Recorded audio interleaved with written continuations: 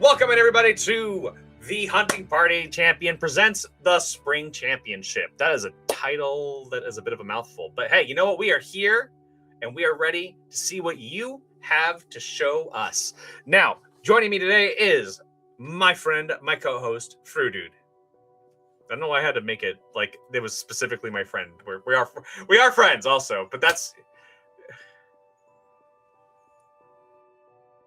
Oh, hold on. Yes, you are. Hold on. There we go. Frudude's back. Hey, everybody. Now you can hear him.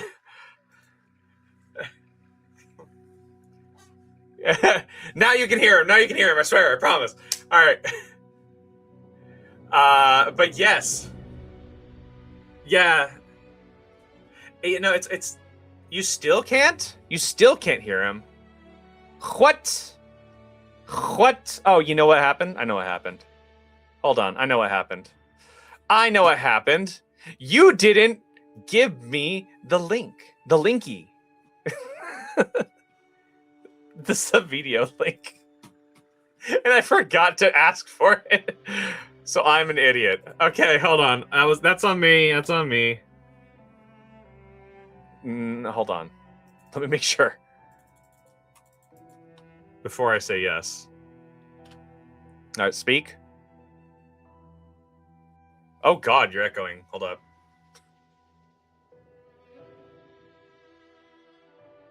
Wait, speak again?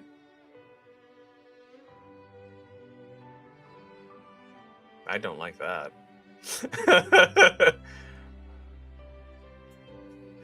No me gusta! Hold on. Why am I hearing you twice? Oh. Is it in Discord? There you go. I assume one of them's. Now we can hear it. There we go. All right. Friends don't give friends links either. Okay, yeah, you know what? That's true. So true. That's true. Do not accept links on Discord, especially. It's general warning. All right. Yeah. But today, as you may notice in the description, we have some guests here. So please allow me to introduce our fellow talking heads, Attica and Wonder Chef. Yeah. We're talking heads. Yeah, we can hear you guys. Yeah, let's go. Woo! We fixed the audio thing. Yeah! Oh my God, Chef! I love that Palico. Oh my Thank God. Where did you get that?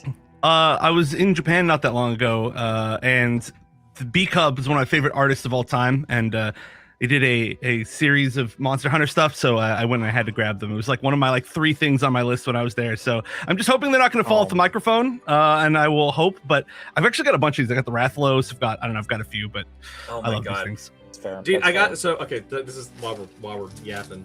I have an entire bag from Twitch Of different things like Rathalos, Namael. And they're from all the Dwagons. And I love them. Every time I go to TwitchCon, I have a collection of their stuff. And every time I see a new monster from Monster Hunter, I'm like, I'm gonna get that, and I just have it in my my desk. I just haven't had a place to put them yet because it's too much for my keychain, my poor keychain. Yeah, they had so many of them, and the cool thing about them too with the Monster Hunter ones is that on one side it's the original monster, and then if you flip it over, it's their variant if they have a Yeah. It's so cool. The Rathalos has Silver Rathalos and the Raytheon is Gold Raytheon on the back. It's really neat. And actually, yeah, huge shout out to Calypsoft for helping us fix the audio issue we had last stream. So huge shout outs, much love. I appreciate you. And so we're gonna do. Oh my God, my brain is not working. I'm here should you need me, just existing. Good luck to the teams. No worries, Lotte. You know what? You just eyeball the chat. If people act up, you and Apple have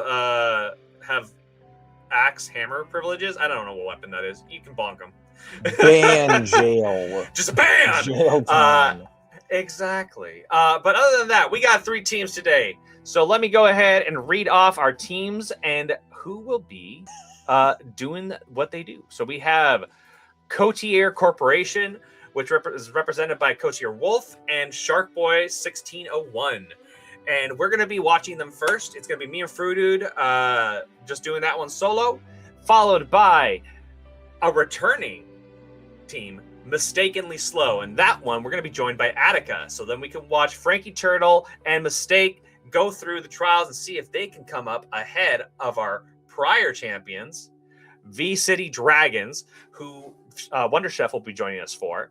And we're going to see exactly what happens. We're excited to see if they've adapted, what they're going to change. I don't know. We've done some crazy stuff for this tournament. The fact that all 14 weapons are available, the theme being embodying a monster in order to best overcome the apex of the Ice Shard Cliffs, Jin Dahad, which is the Arc Tempered version. There's so much to just kind of see, and that was happening behind the scenes. I'm really excited to see kind of the fruits of this labor, because they've been practicing. We even got a quick sneak peek on Mistake messing around behind the scenes, and I am excited to see that. I'm like stupid excited for that. But yeah, all right. On that note, I think we're gonna head on. We're gonna say a temporary goodbye to our co-casters, but don't worry, they'll be back. I promise. And we're gonna go ahead and just kind of wait for the first team to get ready, and yeah, we'll be waiting for production to give us the go ahead, and yeah, we'll get that going. So let's go ahead. Do you have something to show off beforehand? You know what? Actually, a little special treat for everyone. Here, he'll be on my. I have this. That's I our don't know how Just have it be your face right there. It's just, he's just gonna replace me. Nergigante. There we go. This is me now. This plushie Nergigante Perfection. from the Wait. Monster Hunter Cafe in Japan. Okay, I'm waiting. I get to be Arkfeld. Yeah! call Oh, her dude, Val. where did you get that? am That I looks the only one sick! without? Am I the only one without a Monster Hunter plushie? Because You're also the only one without a camera, so yeah. All right, I'm sorry that I'm on vacation right now. No, and it's I'm okay. here from Skill the issue. goodness of my heart. But yes, Oh my this is a gift gosh. from my brother. He went to the Monster Hunter Cafe in Japan and got me Nergigante. I'm so jealous of that Arkveld, by the way, Attica. I'm like eyeballing. I didn't even know you had that. I want that. I didn't but know I had yeah, it until I got here. So let's be real. That's awesome. That's sick. But yeah, I I have need that. you guys to send me places I can get a plushie so I I'll can just send- have it and actually have And something for stream there. Some psychopath with the wallet got me this off of my throne, and Dang. I am so proud of this thing. Like, I actually am. Like, my wife was mad. She was like, more shit in the house, and I was like, yeah. I didn't Yeah. buy it though. She's like, Yeah. that's not an excuse. But yeah, I have Gore Magala, and I want Shigura Magala so bad now. I want that right next to each other. But yeah, somebody sent And then that, and Chaotic I in don't the know who it middle. was. Dude, Chaotic would be incredible. But holy cow. Yeah, I think we're all ready. We're all ready for this. We got our little plushie representative. Actually, I really wish I had that little magnet here. I'm gonna just have him on my little shoulder. But yeah, we're gonna. Oh, well, that doesn't work. But we're gonna see what happens. As for production, again, we're just waiting on kind of the go ahead, letting us know when they're ready to go. And all right, so I'm hearing that we're going to be giving them a few minutes to get ready. I'm going to double check. So I guess we'll yap a little bit more, just a little more. So, Chef, what was your first Monster Hunter game? I think we talked about this back in TwitchCon earlier this year or last year. I want to say we talked about it. Or 2 years ago almost. I don't actually remember how long ago yeah. it was now at this point. No, maybe yeah, because it Yeah. was pre-Wilds. But Yeah. yeah, so I played a bit of World, but I never really got into it, and so Wild was my first major foray into it, which is, I mean, I think that's the case for a lot of people right now. But weirdly, my addiction for Monster Hunter really hit with Monster Hunter Now. I'm a really big Monster Hunter Now player, and I've spent way too much money on that game. And I am like super heavy, constantly min-maxing in that game. And you know, I'm a pretty sweaty gamer, and that one, I don't know, it's really tough. It's a really tough game. But yeah, first game technically Monster Hunter Wild. Well, I mean, that I really got into. That's fair. I mean, Now is an excellent game anyway. I did play it, and like I will say, for all the like, the only thing that I played Niantic's other game, obviously Pokemon Go, which people know. Heard of it. The big thing for me, you heard of it? It's a niche game. Almost like they do some championship stuff, but maybe. Yeah, they did. Maybe a little bit. Oh yeah, but the big thing with Go was that it had connectivity. And Monster Hunter Now, while it didn't have that connectivity, I was actually really surprised how well they managed to capture the feel of each one of the weapons. I've gone through and I've played a lot of the weapons that were in there, and I was kind of shocked. I expected it to be kind of like hokey, but no, there is like a legitimate amount of monster hunting you can get done in that game. It's pretty authentic. So yeah, no, that's a completely valid like entry to the franchise to start with, especially if that's like the one that you're into. More power to you. It looks great. Or it was great. I was thinking of. It looks great. I've played it. It looks great. No, it does look good though. But Attica, give us your experience. You. So, a certain person above me on camera tried to get me into World. Interesting. Tried real hard. There was a whole group of people that tried. I'm kind of a chef on this one. I didn't really get into World as much as I wanted to, but I started really late. And I'm not the type of girly pop that wants to be carried. I want to be able to like do the same thing that everybody else is doing. So I think that's why I didn't get into it. But Wilds. Oh my God, Wilds. So definitely love that game. That's been absolutely incredible. Very, very addicted. And I love monster games in general. So it was just kind of an easy transition from like Digimon, Pokemon, Pal World, etc. straight into the Monster Hunter universe. And now they have stories like Stories 3 could have my entire life. I need more hours in a day. That's what I need. I need to keep going with Stories 3. I'm almost done. Same. I just have to finish it out and then finish all the achievements and stuff, and then I'll be. Bro, how did I beat you at Stories 3? You were like on that hard. I couldn't stream it. Yeah, and then you play it. I don't care. I'm gonna fully admit I have been with this franchise for way too long, and I gobble up all of their content, like from the original story, Monster Hunter 1, back on PlayStation 2 in 2004 when it came out here in the West, to Wilds. Like, I've been huge with all of their content, side content. I even played the little feline island. It's like a little like Animal Crossing island thing for your phone. That's a thing. And it's a puzzle game. So it's like a little Bubble Bobble game and mixed with Tetris, and that's how you fight monsters. And then it looks like Attica's about the island. That's good. Well, I need this. Yeah, I'll send you a link after. It's yes. I was playing that. I was playing that, and it has like kind of like a little social thing too. And I had Kaz on my island, and you have a little palico you get to customize, and it's a palico island, and there's like a chef, and yeah. My bad. There's a chef. I'm blaming Tiddly for this. The fact that I didn't know about it, it's not Monster Hunter's fault. It's Tiddly's fault. That's my fault. No, it's true. No, what kind of friend am I really? Like, I didn't share this. This is absolutely in your wheelhouse. I should have shared this. My bad. Betrayed. I'm leaving this broadcast. I'm leaving. Goodbye. No, wait, come back. All right. Oh, I'm hearing from production that we should be ready to hop into the first hunt. So I will. Before we start the hunt, I do think there might be one more thing that we need to show off. Oh, yes. Thank you. Before we start the hunt, my God, I'm surprised. Fruit set that up earlier, and you turned around and grabbed the plushie instead. I thought it was so funny.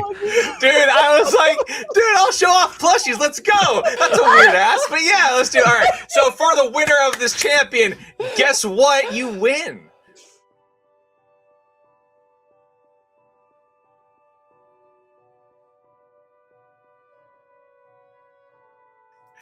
Honestly, I just realized I forgot to put any mics on that one, so it went dead silent. Hear nothing. I know, so nobody heard any of it. Ooh. But yeah, no. So that is the going to be poster. winning a custom piece of art That is the poster that they will be getting along with a little bit of prize money for the tournament. Of our final monster, which is Jim Dahad, of course, as we like to say here. It's going to be Arc-Tempered Jim Dahad specifically. Mm-hmm. So I'm extremely curious how everyone's going to play this game too, because there are so many different things that you can do with how we've set it up. It's going to be fascinating. It's going to be fascinating for sure. And they got a warm-up hunt beforehand, which is Lagiacrus. Not Lagiacrus. I don't care, Eric. I was going to say you're wrong. Actually, I felt it. I felt it. I felt it. I thought it was Lagiacrus. So no, yeah. They have. Isn't that how many Eric names. says it in the game? No, he says Lagiacrus. I thought it was Lagiacrus. He says it Lagiacrus. It's not Lagiacrus. It's Hold on, I'm pulling Lagiacrus. up the cutscene. I think they mispronounce a lot of names in game. I was noticing that there were some really interesting name pronunciations. Like what was it? It's like Doshaguma. Doshaguma. Yes, Doshaguma. Yeah, but, wait, is it not Doshaguma? No, it's Doshaguma. Apparently. No, that one I let slide. It's the first game I let it slide, but like Lagiacrus in no country, no language has that ever been pronounced Lagiacrus. Lagiacrus, and I'm new here. Like what? God damn! You can't. Like there's interviews where they've said Lagiacrus, like in the tech demo for the teaser for World. Before they were like, we're bucking the Leviathans because we can't get their skeleton rig to work. They had a Lagiacrus in the ancient forest at the end of it, and they're like, it's a Lagiacrus, and we couldn't get it. It's like, why would you change it? Anyway, sorry, I'm losing my mind over the pronunciation. Frankly, I am as well now. I'm going crazy. Yeah.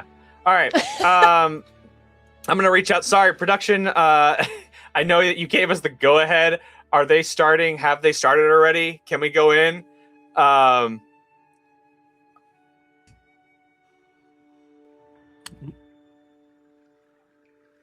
Okay. Perfect. Thank you, production. Sorry, we took extra. I'm an idiot. So it's okay. We're yappers, because that's how we run it. Yeah, no, that's how we do it. But now, did I do everything for you that I said I was gonna do? I think so. I think we're good. Okay, good. All right, perfect. Okay, cool. Got it. What do you mean ignore me? me? Production just told everyone to ignore me. All right. I mean, that's that's fair. valid.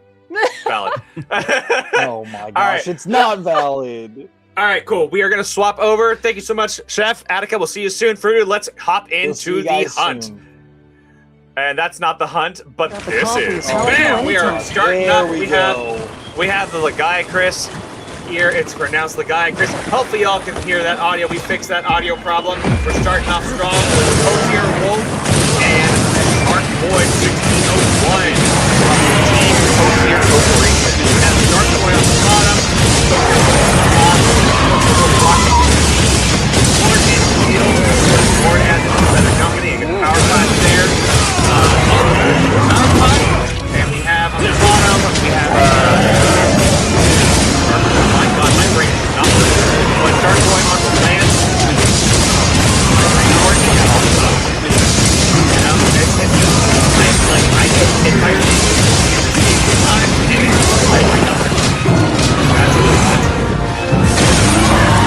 tired of quick note for everything else.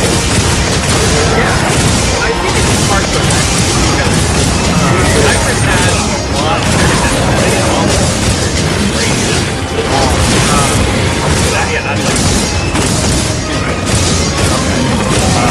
let me lower that. Thank you. All right, hopefully now game is not too loud. Game is way too loud. Thank you. All right, is game not that loud anymore? Is it too loud? Should I adjust it? Please tell me, is it good now? Thumbs up from chat if it is good, thumbs down, or whatever frowny face if it is still bad. We're good. Okay. Alrighty.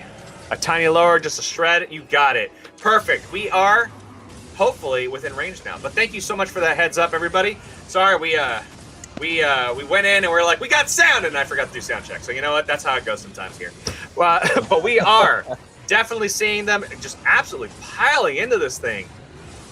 This yes. Legiacris can't really. It doesn't seem to be doing too much. They've been dodging pretty much everything or blocking it, getting those perfect parries for all of those Charge Blade, Savage Axe mode procs. So they're doing some good things. Oh wait, no, they're doing it's Sword and Shield. Oh Yeah, wait a minute, I thought it was Charge Blade for a second. No, it's Sword and Board, my guy. They slapping with the Sword and Board. But just an FYI, one of the themes for this tournament was the embodiment of the monster. So all the armor sets that you're seeing, those are the correct armor sets, and the weapons that are used to are being used are taking advantage of the buff. So the Sword and Board is actually Rathalos set, which means that they get the bonus additional fire damage and the fire damage boost from Scorcher. So that means that these Rathalos weapons are actually doing quite a bit of damage. And with that trap there, they're also taking advantage of this. Oh, and the stun as well. My gosh, I missed the stun. I saw the trap go down. That's crazy. Put the trap down, got the stun, did some pretty good stuff there. Again, also, by the way, our lovely Super Science Sensei is the real mastermind behind a lot of these weapons. I believe, Tidley, you had a hand in it as well this time. Maybe specifically for like theming or... Oh, wow. Wow. It's already done. I mean, that's the thing. These weapon sets were crafted with a theme in mind. 3/24/96. All right, we're gonna write that down real quick. Is destroying Legiacris as fast as possible because I can barely beat this thing in like 10 minutes. It takes me so long to do these hunts with weapons. All right, that's insane. All right, so we're gonna wait for them to get ready for the next hunt, so they ready up. But damn, 3/24/96. I've written that one down.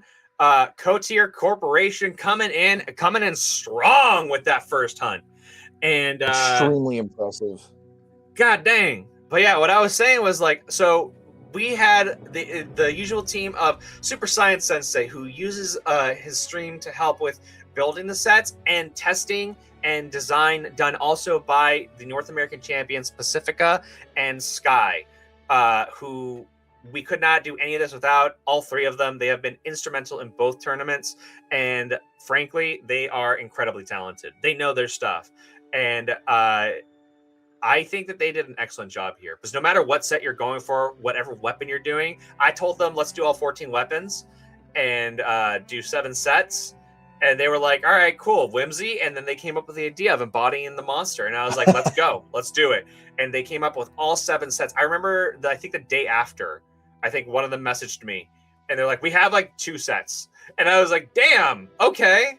And then we talked about showing off Transcendence, which is the other thing I wanted to mention. So all the armor sets, the reason why they're probably not taking as much damage against the Legiacris and all that stuff is because the armor sets are transcended by requirement. Because in order to go from Legiacris to AT Jindahad, which is a 9-star Arc Tempered monster and an Apex at that, it's kind of insane. So we wanted to make sure that they stood a chance. So the real challenge here, that's the warm-up hunt. Legiacris will be the warm-up hunt. But do not think that that is not an impressive standard or an impressive feat. 3 minutes and 24 seconds is still insane. And now we're going to see how they fare up against the apex of the Ice Shard Cliffs, the Arc-Tempered Jindahad. So once production gives us the go-ahead, we'll swap back. All right, we got a few minutes. Yeah, we have a little bit of time. The Legiacris time as well is still important because it is a hunt that we are counting as part of the time. The way we're calculating time is based on basically the shortest amount of time between both of the hunts. So that 3 minute time, that 3.5 minute time is basically going to be added to whatever they get for this Jindahad, and that will be their final score. And whichever team has the quickest time is the team that's going to win. That time right there, especially against a non-tempered Legiacris, it's kind of the hunt when you first get Legiacris, like when it first unlocks. That is the hunt that we basically just had them do, and they did that very, very quickly. It was a very, very impressive time. But like Tidley said, this is going to be the real big boy hunt. This is going to be the make or break as well. just because they may not be used to using whatever weapons they decide to go in with this Jin Dahad. Because some people have those comfort builds that they like to do with some of these monsters, and the fact that we're kind of forcing them to use certain weapons, certain armor, is going to be a little bit more challenging for them, I think. But I still think that our competitors today are going to do some really cool things. We gave them some time to practice as well, about a month beforehand. And the other thing is that while you're right, we did give them Jin Dahad and Laggy, and that Laggy time is important. The reason actually I think it's going to be the most important is because, and this is a prediction of mine. I could be completely wrong and talking out my ass here, but the reason I think it's going to be one of the more important times is because while Jin is going to be obviously very important and very difficult, Jin is actually probably going to be the one that gets the cards, which means that the added time that you're getting on Jin, you got to make that up with that Laggy hunt. So if you are at all worried about it, because if you cart 3 times and the quest fails, you get 50 minutes added to your score, or 45 minutes, I think, whatever the full time of the hunt is, because that is the thing for that's how we calculate the cumulative time. So it really matters that you can shave every single second off of a hunt. All right, we just got a note from production that they are ready to go. We are going to go ahead and swap in and see what they're doing against AT Jin Dahad. Perfect. And they just loaded in. All right. Here we go. I do love go. AT Jin Dahad. It's a very interesting monster because I wasn't sure what they were going to do when they made an arc-tempered version of it. Because there's a lot of different things that you can do. But I do think what they decided to do with making just its ice attacks a lot more powerful, a lot more annoying to deal with, made it a lot better. Just some weird animations as well, which are really good. Going for that double sneak attack as well, getting as much damage as possible. But did you see they swapped into the longsword? Okay, let's see. Yeah, we've got a longsword and another sword and board as well. So we have the Rathalos set. We have the Rathalos set with the sword and board, and we have the Gormagala set, which, for those of you that don't know, increases your affinity and causes the Frenzy virus to infect you. But the heal bonus from it is also buffed. So that is one of the things. You're going for a crit build with that longsword, and for a while that was the meta build, especially for longsword. So this is going to be an interesting fight here. It is still the Rathalos. I think it's the Rathalos Maple Sword. But again, with the Gormagala set, you're getting a lot of value out of all of that damage. I think, going back to what you were talking about with Jin Dahad's arc-tempered version being one of the more interesting variants. I didn't know what they were going to do either.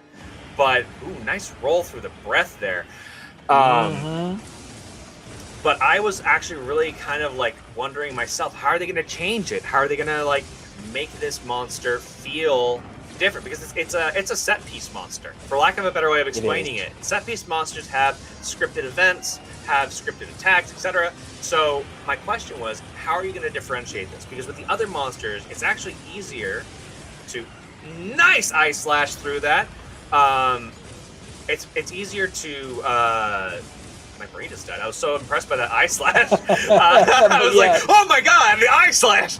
But what's cool about Jin Dahad, our tempered version, is that not only did they change the color so it's a little bit more obvious, they play a lot more with its thermal administration. Conduction type. Sorry, I saw admin Monster Hunter and I was like, hi. But they are also moving on to the second area as well. There are 4 areas in total if you've not fought this monster before. And each of the areas, basically, they kind of play out the same way pretty much every time. It's just a different environment that they're going to have to deal with. That first one's pretty quick. The second one, and I would say the 4th area, are usually the ones that take the most time. So we're going to be here for just a little bit longer, I think. But just under 5 minutes for that first section is pretty dang good as a little pace for them as well. Yeah. And I think the last thing I was going to say, because I got distracted, they did a really good job. And I think this is just kind of a thing for all of them. Nice flash. Splash pod is not that huge. Yeah, they were doing the same thing for the Laggy. So, they know they know what to do. They know how to stun lock, and they know does it hit? Oh, they whiffed the trap. But going back, before I forget. Oh, barely missed. Before I forget, because I will forget again. I I love what they did with the design of Jindahad here, because Jindahad, for those of you who don't know, is essentially like a thermal conduit or whatever, like the thing in your PC. So it changes its it cools itself down, and its plates are like metallic. So that way that's when you see all the freezing happening on its arm, on its armor. And then you can see that it has like an exhaust after it does a big attack. It's releasing heat in order to maintain that temperature. It's just those details that I love about Monster Hunter in particular. And I think that Jindahad's Art Tempered version is one of the best versions because it's so big and they put so much detail into it that they managed to like capture that specific nuance of how it looks and how it functions. And that's one of the things that I appreciate so much about Jindahad is it's such a unique design. All the Apexes in general are pretty unique. Even some of the other ones, but their AT versions, the Art Tempered versions, phenomenal. They do exactly what I wanted, which is taking the original core concept and dialing it up to 11 and making it clear what this monster is about. And this monster is about ice and heat and that thermal exchange, and I love it. But yeah, this second area, kind of like what you said, it's the more difficult one. I think that the second and fourth ones are the ones that I tend to cart the most in. Getting a cheeky little sharp. Same for me. Yeah, and yeah, so they added a bunch of new attacks. Well, not a bunch. They added some new attacks in here, increased some like frame data on him. They changed some animations too. So like you'll see when he does his little ice breath attack. Usually, what he does is he'll like go straight and he'll look straight ahead and kind of blast it forward. In this one, he does like a sweeping attack for that breath attack, which is a lot harder to deal with because with the hitboxes in this game being sometimes a little bit wonky, you never know what you're going to kind of have to hit, how fast it's going to come at you, what you're going to need to do to dodge that particular attack. And so just having that slight animation change, if you fought a million Jindahads, the regular versions, if you do that AT version, you may have a little bit of a tougher time just because that animation is so different. From what we got a transition right also, now. now we're moving on to the third area. If you can tell by that little like on the mini map, the ring around the thing will turn red when the monster is fighting you. When the monster is running away, it turns white, and so he is moving on to the next area. They have gotten their stuff to. They also have to in this fight keep themselves warm. They have to use thermal drinks or use the what's it called? Yes. In order to get themselves warm so they don't lose any extra stamina. So that is extremely important for this fight. And they're going to have to try and beat this thing really quickly because if they don't get it out of this area, they are going to have to deal with a supernova attack that will one-cart them. So as long as they can get through this part, they will be pretty fine here, I think. I think they'll be able to do it. Yeah. And they're doing great here. Yeah, seriously. One of the other things about they got the tempered wound. Let's go for the knockdown. So there's two things to note about Jindahad and the Art Tempered version in particular. There are two attacks. The Supernova, where it causes a huge explosion, that actually can be disabled if you're able to break the plates on the thermal plates on its back. But the only way you can get to those, A, is usually through a knockdown, and B, only if you destroy the plating on its head and tail. So see how they're focusing the head and the tail right now. The reason for that is because if you break those, then those can take full damage. And if you break that, he can no longer supernova. The other thing is that AT Jindahad has a version of an ability that he did before. So he's actually doing it right now. I was about to talk about this. This version, he does 3 sweeps with his ice beam. And then he does a bunch of sweeps after the third. But no, see, this version, though, it causes ice to come up under the hunter. Now, for those of you that don't know, the ice can be dodged automatically by being on your sacred. And as you saw, once he's done with a third, the thing breaks and you're able to go ahead and knock him down. That stops him from being able to repeat that. Now here they're focusing on the last plating, I believe, which is the I think the tail's been broken. I think the head was broken. No, tail's broken. We're going into supernova. They need to hide behind some ice jumps. There we go. They're good. Yeah, it's not too hard to avoid this, but it still can catch you off guard. Because the other thing is the monster just starts, and then if you don't have an ice chunk on you or around you, you got to get to one immediately. And it's carded me a fair share, not because it's hard to avoid, but because I'm just not paying attention. I mean, granted, obviously that's a skill issue, but You know, it's still something that it is. I'll be honest. It's something that can catch you off guard, regardless of how good you are at this game. It's a moment's hesitation, a moment. Oh, nice trap. I think they're going to go for the wall. Mm-hmm. They got it. That's they got nice the wall. It's 6K. down again automatically. Big damage right here. And I think they're still trying to go for the tail too. Ooh. Yeah, they're going back behind. Oh, that was impressive. Yeah, I think they got the. Did they get the hips? They have not gotten They're the still alive. Yet, I don't.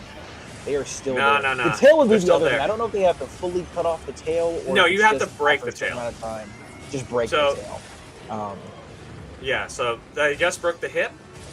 Let me see. Yeah, tail ice plate broken. Never mind. They just broke the tail. They need to break the hip. No, they just did. Oh no.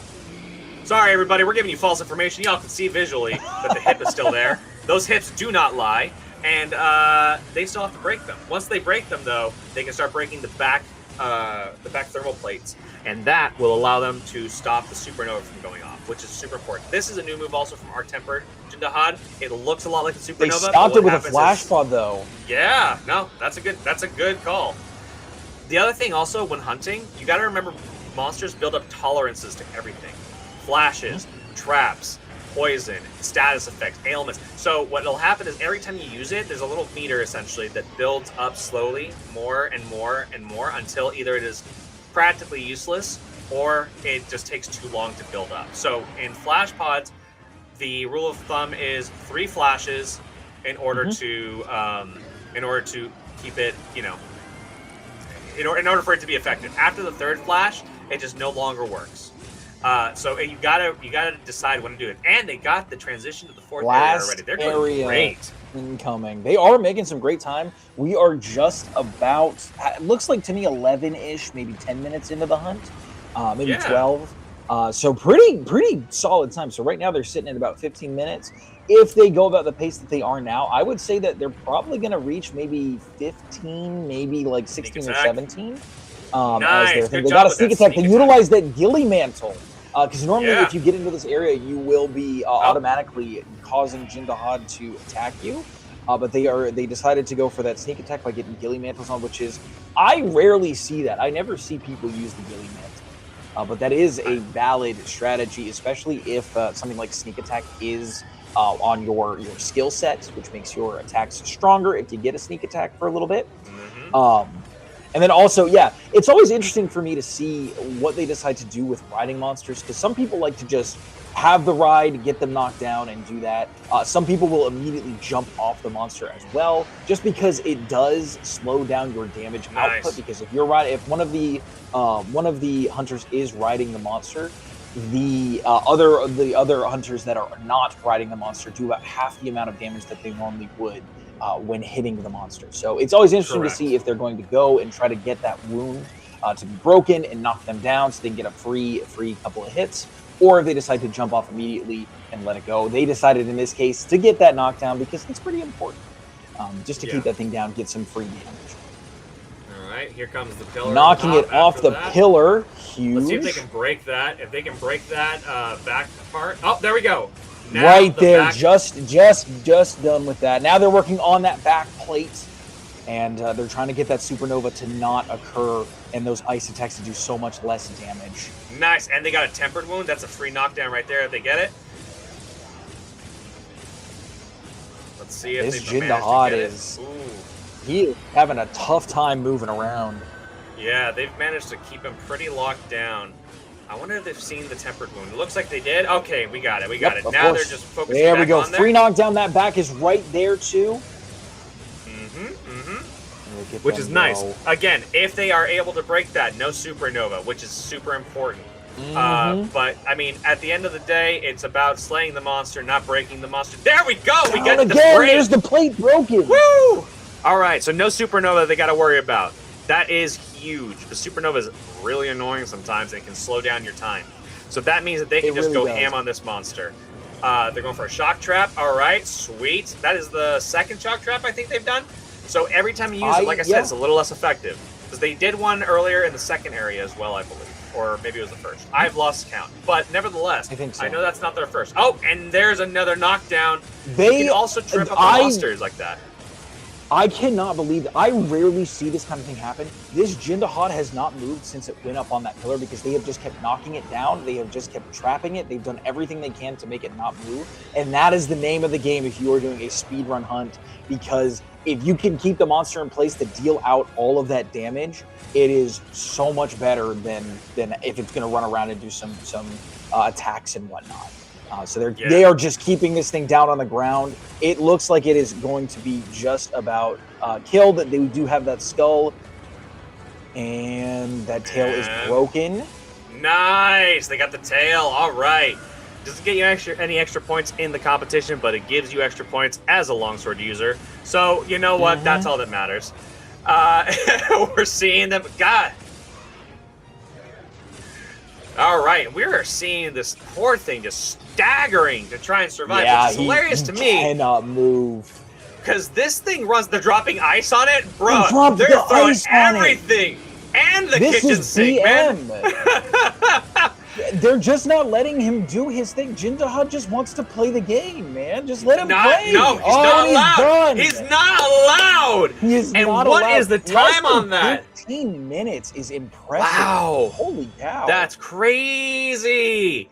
Okay, they got 14, 28, 45. All right, let me write that down real quick. 14, 28, 25.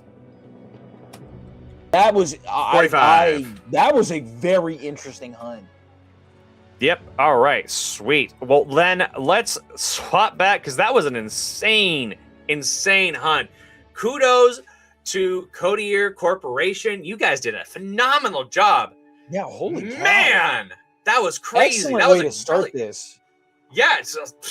I thought I was like, okay, cool. But full disclosure, Codier will full stop. First off.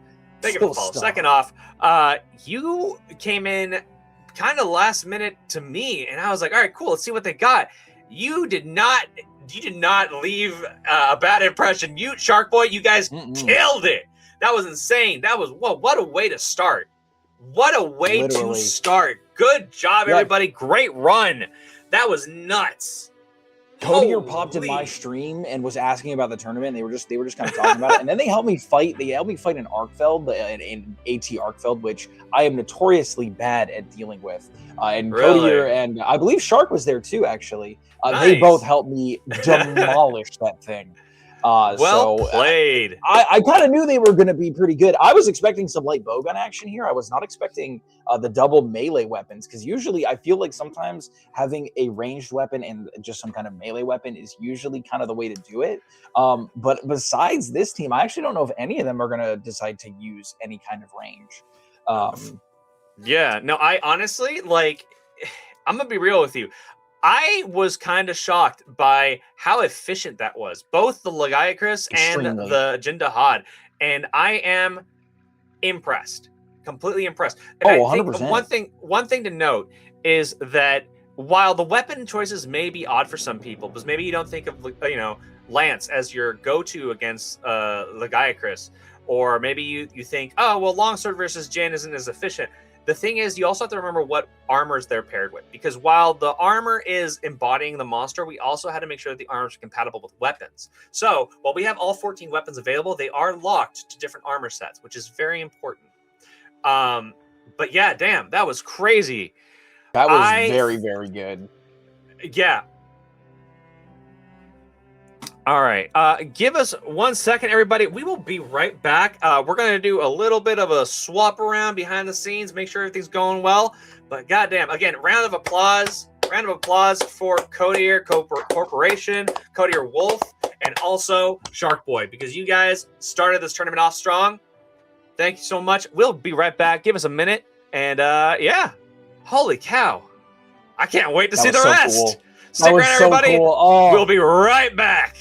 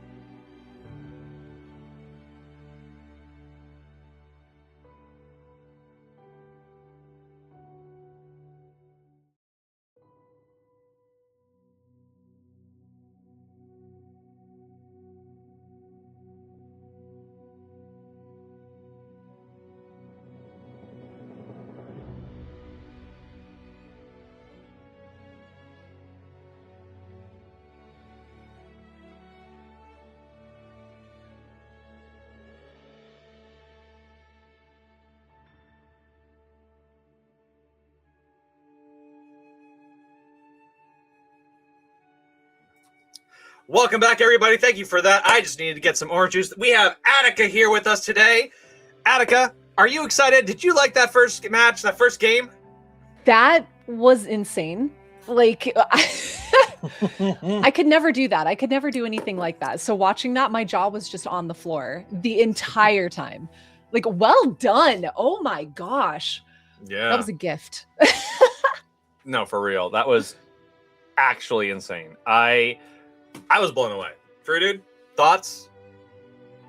I am also like speechless. Like I do want to point this out because this was not this was not brought up during the thing because we didn't have enough time to do it. There was not enough time for us to actually commentate because I think Jindahan was just literally killed before we even had a chance to do anything. But there was a very impressive thing. I believe it was Codier was on that Sword and Shield. If you notice, there was when Jindahan gets like stunned, he'll kind of move his head down, and literally every single time that he moved his head down, Codier was able to just downwards. I forget what that move is called.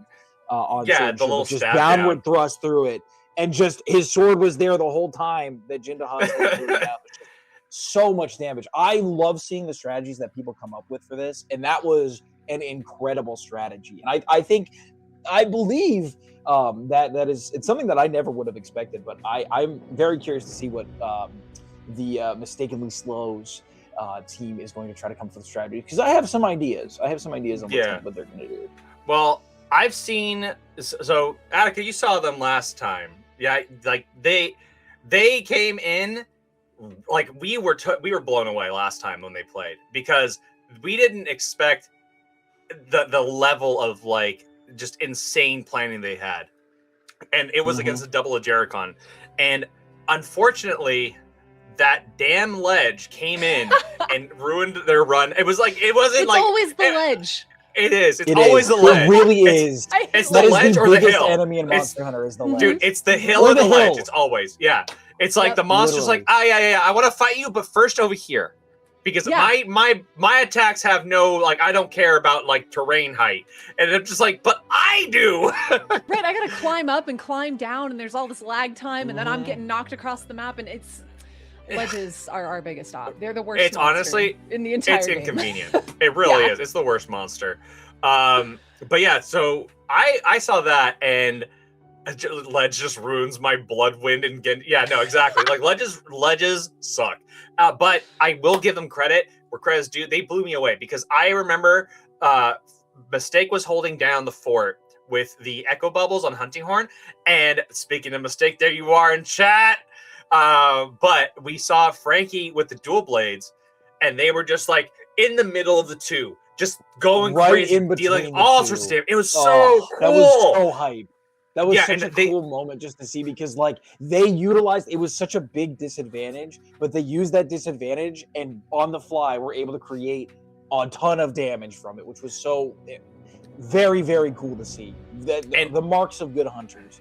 Not even just that, but apparently Frankie picked up Switch Axe, the double Switch Axe against the Mizitsune at the end, and they went ham. It was not their main. They just went crazy. And I You would remember, not have been able to tell. yeah, Right, we exactly. didn't know. We were like, oh yeah. We were like, yeah, it's exactly. They play Switch Axe. It's their main. She's like, absolutely not. But This will be the first and last time that yeah, first and last time, exactly. But what was crazy also was like Frankie was like, damn, dude, we're coming back. Like, I want to come back for the next one, because we got robbed by that ledge. We are coming back. We are taking the crown. And so I'm really excited to see what they're going to do. I really am. Can't wait, honestly. Yeah. No, for sure. It's always interesting too, because with all 14 weapons available, I don't know if people are going to choose their main weapon or if they're going to choose something that's going to fit more with the hunt as well. Because you know, people like, if you know how to play your weapon like perfectly, you might be able to do just as much damage as someone who doesn't really know how to use the most meta effective weapon. So it's very interesting to see what your strategy is going to be in this. And it always is surprising. Like last hunt, we saw Lance was one of them, and then we saw Longsword was the next one. So it literally can go any way for this, and I'm curious to see what they're gonna do. Yeah, no, same. Honestly, I I remember, funny enough, like Attica, when we were playing, and I remember you were concerned about like your damage output, and then we played again later, and I remember watching you just go crazy on the dual blades and on the insect glaive, and I remember when you were learning positioning and all that stuff. But frankly, when you know a weapon and you're kind of getting into the groove of it, you can start seeing that, and that's the one thing that I'll say. Like, because Attica was like that. She started in she may have started taking it more in wilds, but I remember her kind of getting into it, doing the dual blades. I remember also the moment you were like, "Oh, I understand. Don't take all wounds," because you switched to insect glaive, and you were like, Yes. "Oh, I'm a monster."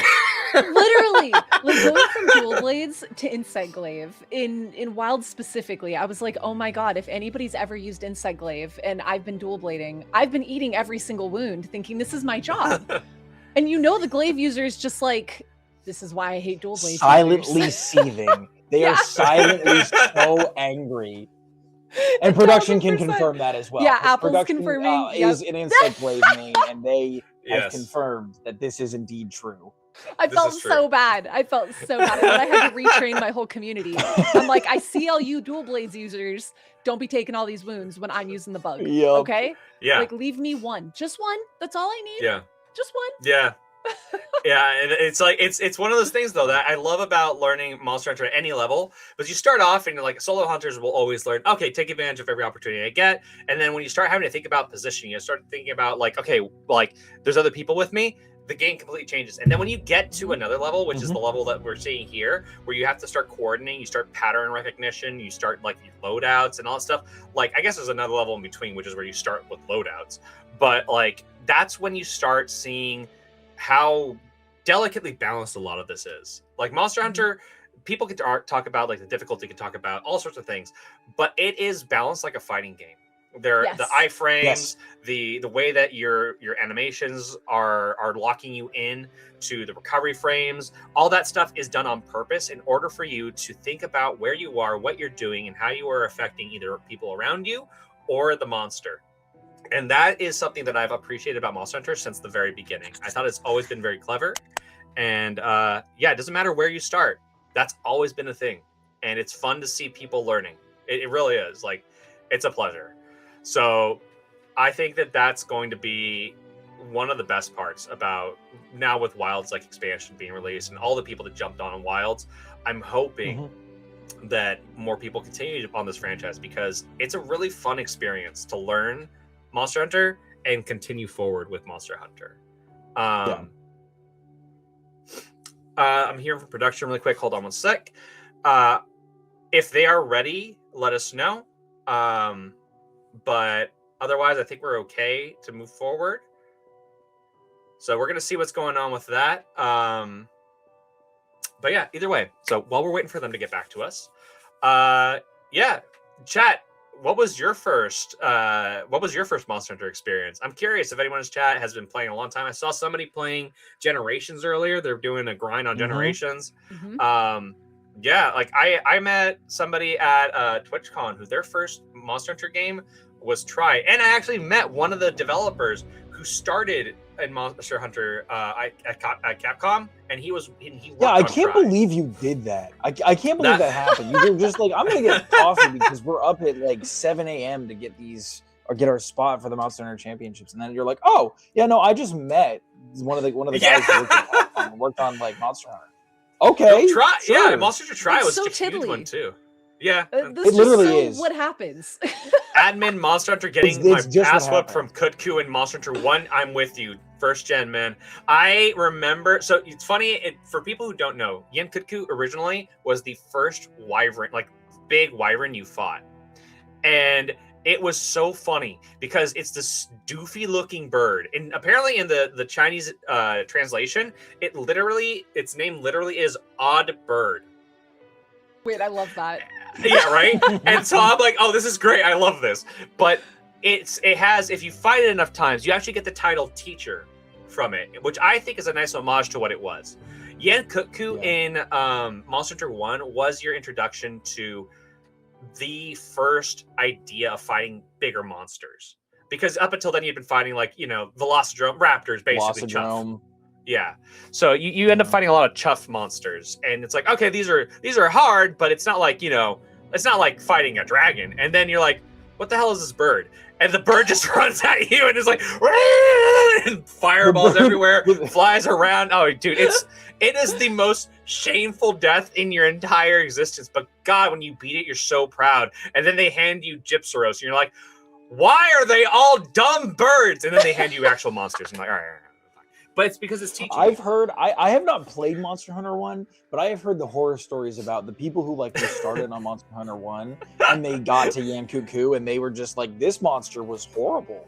This monster just like, it was my wall. And I'm thinking now in Wilds and I'm like, that was your wall?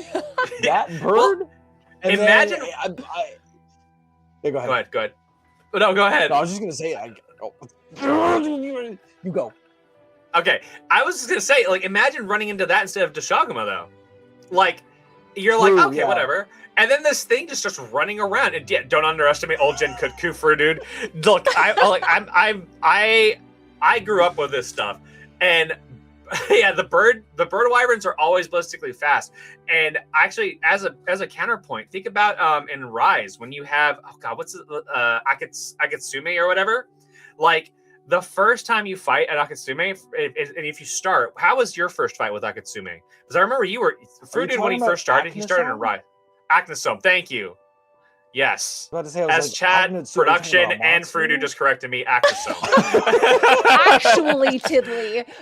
I can't listen. All right, Rise is my weak. Oh no, that's not true. But all right, Acnosome. I love to tell this story because when I first played Monster Hunter, I did not play it correctly. I was playing with one of my friends, and we fought a Yankuku, or not a Yankuku. We fought a Kuyaku. That was the. Well, we weren't supposed to. We were supposed to go and collect like the like lantern wasps or something. It was the wisp lanterns. It's just some kind of like collectible. Yeah. And we were, instead of doing that, we were like, oh, we've got to go fight the monsters. We were both running Sword and Shield. We didn't know that all the weapons kind of played differently. And so we just saw that Kuyaku, and it started doing a lot of damage and almost carding us. And we were like, oh, this is not good. So we started just throwing kunai at it. And then we ended up triple carding to our Kuyaku, which is an embarrassment on my end. The not first, to interrupt, but I think production said, I'm going to double down. Did they start production? I think they just started. Not yet. Okay, sorry, my bad. Continue with your story. I haven't started yet. Okay. Yeah, but, So, but I triple carded to the Kuyaku, which is it's a monster that's designed for you to really not triple card to. So that it's always been the stain on my Monster Hunter. That's what I said. Yeah. Exactly. I challenge. But you. I know that experience when I was doing that, I was like, I think it started you on Longsword or Sword. I think it was Longsword. I was not understand. I didn't understand that there was a whole system in place with it. And so I think like for me, that experience was just kind of like, oh gosh, I don't know how to use this weapon. Let me see if I can like try the other weapons and see if they do stuff that's like different. And that brought me to Hammer. And Hammer was like the thing where I was like, oh my gosh, this thing is so fun to use. It's so different, but it's so interesting and it worked for me. And that's calling out carding to that. I know, okay?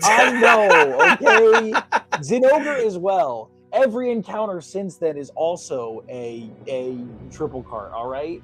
We let that slide.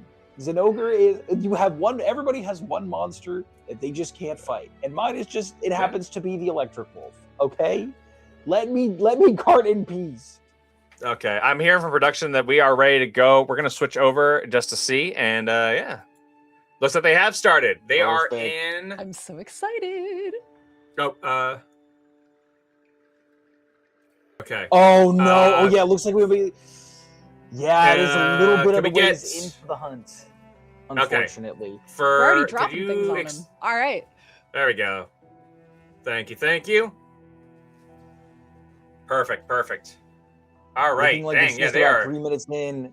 Laggy unfortunately did run away. That is a very, very tough thing. That was going to be the one thing I was going to talk about too when we were talking about Laggy. That is honestly, if anything, that's going to be the most difficult thing to deal with because Lagiacrus running away takes up so much time. You really have to prevent it as much as you possibly can. Yeah. And there's a couple of traps you can do. Like they activated the one here, obviously, with the boulder, to get it to pop out of the water. There's also the waterfall trap that helps you get like, I think it's like about 6k damage or 8k damage or something like that. But like Laggy in and of itself is still a really annoying monster to fight because you're fighting it and it has all the traits of every annoying monster wrapped up into one Leviathan. And I love it, but I also hate it. And it's just like, Yep. And now it's leaving, yeah. And now it leaves. It's like, I'm done. I've decided I no longer wish to play. And it leaves. Yeah. And so It messes with you, leaves, and refuses to elaborate, like immediately. yeah. Yeah. No, for sure. That's very unfortunate as well too, because since they didn't get this now, I do believe they're forced to do the underwater section. They might be. Which does take a fairly long amount of time. So we'll see what they can do here, because if you can, there's a couple of things you can do to make the underwater section just a little bit more manageable, but it is definitely a time sink for sure. Yeah, 100%. Oh, Also, speak of the weapon devil. wise, There it goes. Weapon wise, I'm seeing Oh my God, Hunting it's already in Horn the on water. Mistake. Ooh. Yeah, I mean, it pretty much, if it goes here, if it's heading this way, it usually just goes on in. Yeah. But I'm seeing Maybe Hunting for all you Horn with speedrunners. Mistake. And Maybe for people that know how to play. true. It takes some time. It's you get there. You get there. Don't Yeah. worry. Oh, they got the cutscene already. They already go. Wow. Oh, Yeah. they're zooming. They Okay. are like, no, we're not letting this end our speed run. Absolutely not. It might be a little bit longer on the animation time, but getting this done pretty much the second they get in there, that is a good thing. That's a very And they're good thing. done! And they're done! they Oh got my it. God. My God! What? Wow. They're done. Dude, I missed. We missed was the fight. cinema. Our bad. But you know what? That was absolute cinema. Wow. Oh my That's gosh. crazy. No, production is telling us there's a little bit of miscommunication. That's okay. We get the end time, and we get to see exactly what to do. I see that Mistake is just taking a nap underwater, and Frankie is dancing on its Frankie's corpse. dancing on the corpse of Laggy. I love them Really, so much. just BM all around. Everyone's Yeah, just bad man ring. That's They're not even that's carving fair. it. Frankie's No. not even carving. It's Why? not an arena quest where you don't get the rewards. You get to keep the rewards for this. Okay. They All right, we got literally typed, 5, "I don't even 31, want these 34. Yeah, no, seriously. 5, 31, 34. All right. Honestly, So- those 2 minutes probably just came from the fact that this Yeah. Lagiacrus was animation locked for about 2 minutes. Yeah, like Yeah, There's one not of much them you for can work. do. Yeah, No, Yeah. not much It you can goes do on for a that one, walk. unfortunately. they had zoom Yep. use. It's fine. We're all used to it. All right. Okay, well, now we're ready for the next one. Holy cow, that was crazy. But yeah, That he's was stuck at 1 intense. HP and forced to do the underwater if he reached it. Oh no, that Oh sucks. my gosh. Well, so Yeah. interesting fact about Monster Hunter. So the monsters that go into these transition animations, like when they go underwater or fly away, what happens is they no longer take damage. Or It rather, they says like get that they capped. do, but they don't actually take damage. Yes, so you're dealing damage to them, but their health bar does not decrease, I guess is the correct way to say it. But you can still do things like build up meter off of them or what have you, because you are still Mhm. technically hitting them. But so Lagiacrus right there, for example, when it was swimming away, they couldn't really do any damage to it. They couldn't have stopped it from getting in the water. They couldn't have killed it right there. And they do that specifically so that way the animations can look smooth. And that way the animations don't, it doesn't just die halfway off and you can't carve it, Yeah, Because that would be yeah. annoying. Would be funny though. Yeah, no, of course. It'd be hilarious. It just dies half in the water. Uh-huh. But frankly, it is something that you got to take into account when you're speedrunning. And Laggy was chosen specifically for this. But yeah, no, Plesioth moment, exactly. Plesioth was another one of those monsters that you just begging it to come to shore, and it's just like, no. And then it was just Also, be out of reach. speaking of Plesioth, I don't know if y'all saw Mistake, but Mistake definitely got hip checked by Lagiacrus when he should not have gotten hip checked by Lagiacrus. That A thing, that was Plessy an moment? across the body hip check. It was a Look, Plessioth look. moment. What was that We're production? just- Sorry. Oh. Okay, they are posting the quest. We're gonna wait for production to give us the go ahead, and we'll be swapping over. But yeah, no, that we're ready to see what mistake and I have to fight Plesioth and Gen Yu. Oh, I'm so sorry. I didn't know about Plezzy until Monster Hunter Stories 3. The comments when I posted a short taught me everything I needed to know. The Like- interdimensional hip check. Oh my god. I was about to say it's super in Stories 3 is that hyperdimensional hip check, which is it's just perfect It for is. it. It's just Yeah, it it's, absolutely you know, is. it's just so I'm so fitting. glad they embraced the meme because it really was what it was. Is like not only is this thing like when you fight it in old school Monster, like Monster Hunter 1 specifically, is my memory of it. But when you're fighting it, the camera is like zoomed in, and you are shorter than its legs. So it's just kind of standing there, and then it's like on a little circular pad, right? And then what it does is it goes around in circles and swats its tail, and then it like shoots a water blast every once in a while. But you're just hitting the goddamn feet, and you're like, get down! And then it's like, okay, and it jumps into the water and then swims around in circles. And I can't remember if it pelts you from the water or what it does is like it flops on and tries to tackle you, but it's just a stupid little arena. Okay. All right. And they have just took off. Let's go see what's going on here. There we go. Oh, that was a jump. All right. We see Frankie. We see Mistake. Frankie on top. Mistake on the bottom on the hunting horn. Just so everyone knows, there is a little bit of a delay, but we are still on it. We see Frank going in for the sneak attack. I don't know if they got the double. Did they get the double? I didn't see. But they're ready. They're already starting. They're starting with a flash pod and the shock trap. They are not letting this thing move. They want to make sure this thing gets as much damage as possible, keeping it still. Area 1 is pretty much free as long as you guys are able to set up what you need. And they're using the second shock trap already. Damn, they want to pile on this damage. But as you can see, we have Mistake on the hunting horn. I forget what set the hunting horn's on. I remember that obviously Sword and Board is on the Scorcher set, so we're getting that extra fire raw damage and fire damage boost from Scorcher, which is a Rathalos set bonus. I don't remember what set the hunting horn is attached to, but they are doing numbers. They're doing work here. I saw Mistake And while they fight kind of this go thing. through this first area too, I would like to ask Attica, what is your experience with Arc-Tempered Jin Dahad?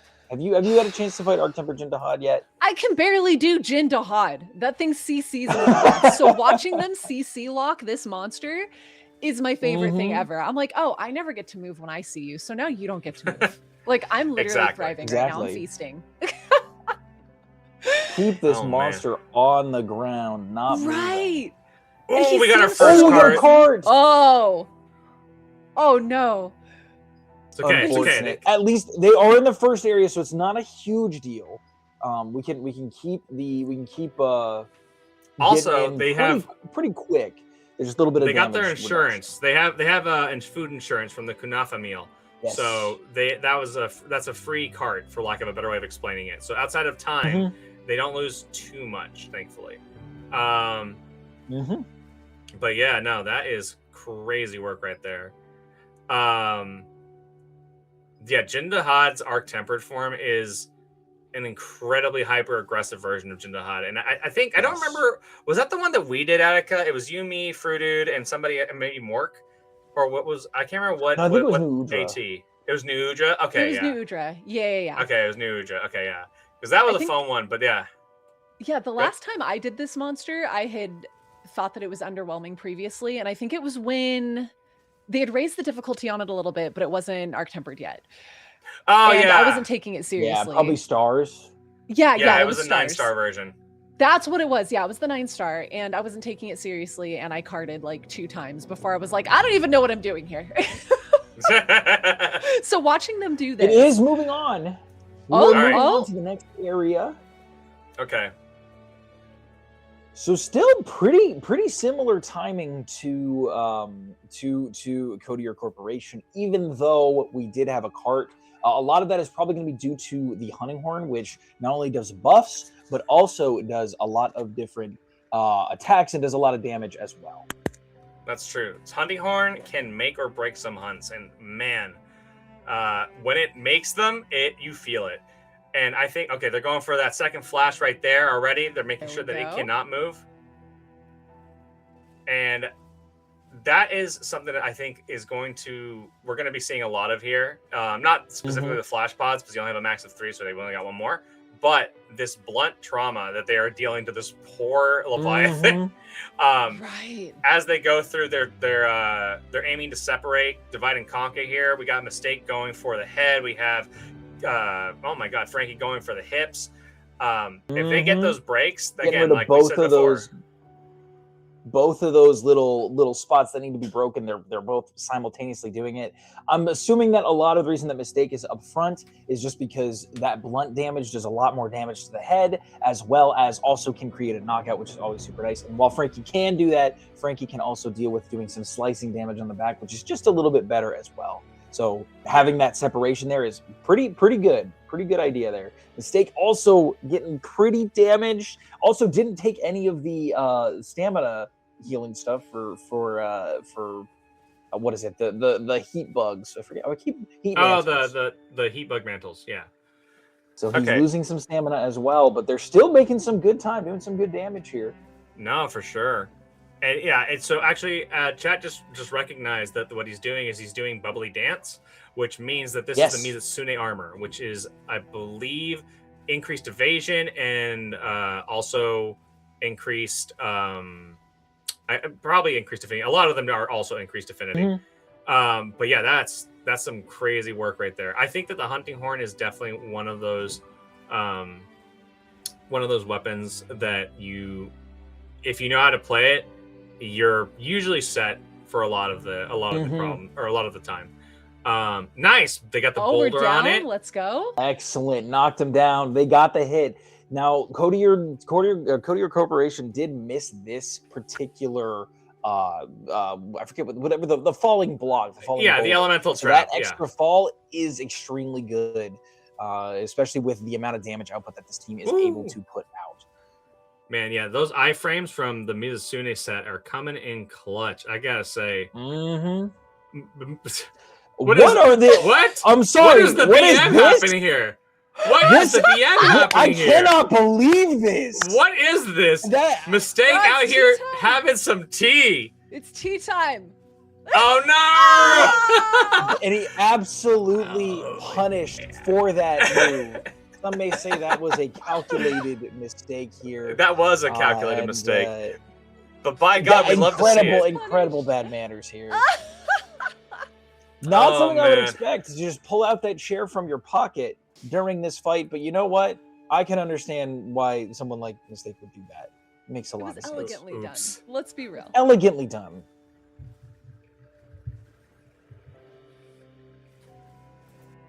Oh. Okay, not the gameplay sound.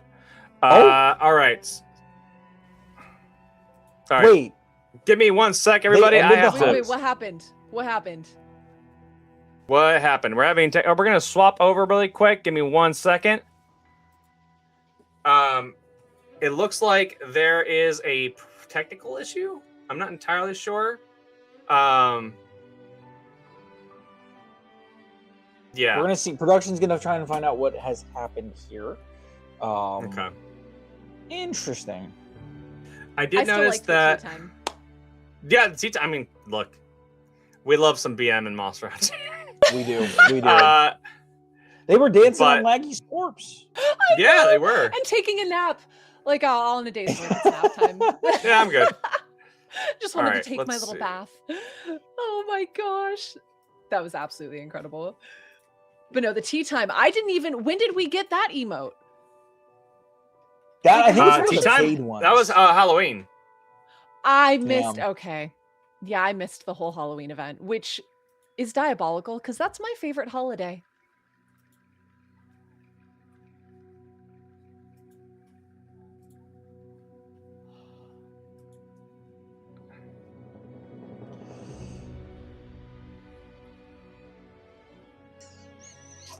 Okay.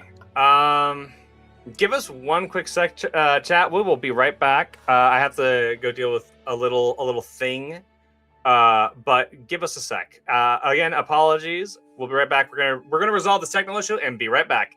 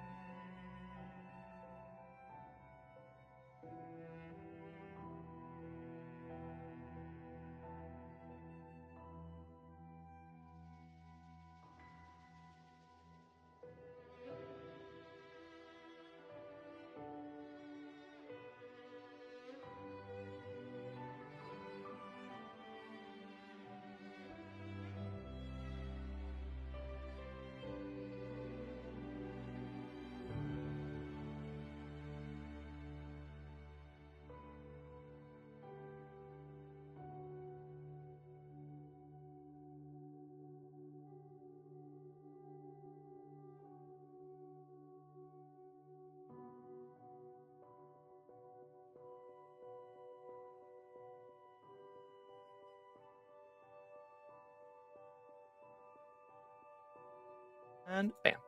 Hey, everybody, we are back. We're back. So, Hi. sorry about that little intermission that we had to take really quick. There was a little mistake that happened. We talked to the teams. They're down to let Mistakenly Slow try that one again, run it back. They're going to be eating a custom meal that gives them the Defender High bonus. That it comes with the Kunafa meal, but does not come with the insurance card. So they are being denied the insurance card, and they are going to be running it back. So that is where we're at right now. But I feel like they've still had a pretty strong beginning to that game, to that hunt in particular. So I'm going to be curious to see if they're going to change any of their strategy or whatnot. But again, all the teams are okay with this. They are getting that second option. I'm really excited. I'm really excited to see what they do with this. Maybe, who knows? Maybe they'll tea time again. And this time, I need I'm another hoping tea time. so. I you need know it. what? No, I want them to tea time. I want them to tea We time. need the tea time. that's and a can we We gotta requirement. tell them. We gotta tell them that one of the requirements for this little restart here is that they have to tea time as well. You know, They have to, Exactly. yes, vote. it's They have to- they Get have on to- that chair, sit down, tea time. Yeah, double Mhm. tea time. Double tea time. I want that when the Jin Dahad goes down, they got a double tea time. Yes. Exactly. that's part of the requirement now. And can we just appreciate that Stakey's name used to be Mistake? Mhm. And Oh yeah, Tidley opens it back up with a mistake happened. yeah, it's true. So It was I'm calculated. typing. Maybe It was maybe calculated miscalculated mistake. mistake. yeah, It was a calculated mistake, and then I think they went to mistake from calculated mistake, and now they're stakey. Mhm. So I've been sorry. I just know it. I know him as mistakes for so long that I Yeah. keep forgetting to refer to him as stakey. But stakey, same here. yeah, no, absolutely. And they're okay. It sounds like they're ready to go. We're gonna go straight in there. It's time. It's time. Here we go. Let's see if we can get that audio. All right. All right, here we go. I see player one's audio. Player two. Production. You have production for player two. You have the YouTube chat on over there. If you can close that out, thank you. All right, sweet, perfect. And now we have volume for player one, which is Frankie. So now we should be able to see Frankie and Mistake doing what they do. They go in for the sneak attack. Double I sneak think they attack. got the double Hello? sneak attack that time. Nice, Yeah. Let's nice. go. Yeah. Heck yeah. Which let's honestly, go. that sneak attack is way more important than you would probably expect because it is a lot more damage than a lot of the other attacks that you can do. It's fairly significant. And Yeah. so it is very important to kind of get that off, especially because it's just free damage and it also staggers the monster a little bit. So you always want to try to Agreed. do that if you can. And I know a lot of times people forget that it's a thing that you can actually do in this game. Yeah, no, for sure. And I mean, like Attica said it earlier, like seeing this monster CC'd is super satisfying, considering how often it It is. CCs me. Yep. Yeah, I don't get to play the game against this monster usually. So watching it not be able to play the game, I'm just like, yeah, now you know how it feels. Yeah. Life's an asshole sometimes, isn't it, Jin Dahad? Exactly. Although Or we're as gonna we run become- Real straight at the medicine ledge. gym. Yeah. Or as we know him as Jim Dahad now. That's just what we've been calling him. It started as a bit from our friend Pacifica, whose girlfriend came in and he was like, "Yeah, we're fighting Jim Dahad." She goes, "Oh, Jim." So now he is Jim Dahad. Jim And Dahad forever is. he will be Jim Dodd. And he Mhm, forever mhm. shall be Jim Dahad. It's like Stregios being Steve, right? Yeah, exactly. Steve. Exactly. I like to exactly. think. I hope it catches on. I hope it catches on and it just gets adopted by the monster community as Jim. Good old Jim. Look at I this love man. how like the nicknames that we have decided as like a community to give these things are just like people names. Like Oh, I yeah, no. remember Lagiacrus for a while I think was Larry. People were calling him Larry. Larry's perfect. It didn't Yeah, it didn't Larry. fully catch on. But Larry I think was Lagiacrus. Yeah. And then there's Steve of course, and then there's Jim. Yeah. We have I think- Rachel Oh, yeah, and we're in the Randall second for area, the too. Rathas. Oh my god, we're Oh, going. yeah. Oh yeah, I forgot. Dang, it was all right. Rachel and Rachel and what's- Randall. what's- Yep. Rachel and Randall, Randall, yep. that's right. But we've gender swapped them. Oh, okay. So that's- then it gets even more confusing. That is Progressive. obviously never gonna catch on with the community. You but never you know, what? you never That's what we do. I'm gonna start calling every Rathalos Rachel now.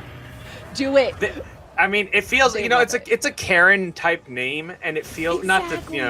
not to like No speak ill of disrespect. someone named Karen, but you know, the Rachel. Karens. Yeah, no, Karen's derogatory. You know, that's definitely what Rathalos is. And like Yeah, Raythea's yeah, more exactly. chill, so I feel like Randall is kind of in that same spot. Ooh, we got another cart though. Oh, They we are got a down cart. to They 2 are on cards. that second area though, and they have been That's- putting out a fairly good amount of damage too. They're Yeah. still Yeah. doing good times on this. They're doing They're, great. like I said, they're pretty much on pace with Cody here, and also on pace with their last little hunt here as well. So there's definitely still room in this, even with that cart, to get the rest of this hunt completed. Absolutely, absolutely. Doing an excellent It's the job. curse of the second area. It's the curse Yeah. of the second area. Yep. This area, for some reason, like you could literally have the god run of your life, and this area and the 4th area, for some reason, is just where it ends. It'll either end or you do well. Like this is just unfortunately where the most difficult aspect of this boss fight is. I think it has something It's like to do with with Omega, how, who's also on this area. I think it's the environment. Yeah, I was gonna say I think it's just how tight this middle area environment is versus like you know, the 3rd area or even the 1st area, where while the 1st area may be a little tight, it's easier to land the hits. It's not as much space for Jin to run around, and you know, good old Jimbo over here falling over On the as he ground should. again. Yeah, Thank goodness no, he's on the ground again, because he does run around too much. he does, He's especially doing this too much. version. You're doing Atticus too much, just Jim. like get on the floor, Jim. Yeah, Don't Stay on the there. floor. Try to move around. Stay Stop. down, He's being a bad dog. bad Jim. Bad Jim, lay down, roll Jimothy. over. Jimothy. Jimothy. Jimothy. Oh, they're getting the Hirabamis too. I don't know if this was on purpose or not. Oh. I never know if you should Oof. actually use the Hirabami. Oh, we got another card as well, unfortunately. No. The Frankie Hirabamis down with are the final so card. respectful. Okay, they got this. They got it. They can lock in. They can I'm lock still in. believing in them. I think Yep. they can. Absolutely. Do this. I have seen them There's still come plenty back. of time. I've seen them pull stuff out of their ass before. They are crazy. I watched Mistake do this hunt earlier by himself, and he was just like, Yeah, just Uh-huh. no big deal. Just No, just no big chilling out while fighting that thing, like with no Mhm. issues. Well, I would just be screaming and yelling the whole time. That's Yeah. usually how. Oh, yeah, I no, go I- through it. I would just be yelling at this thing.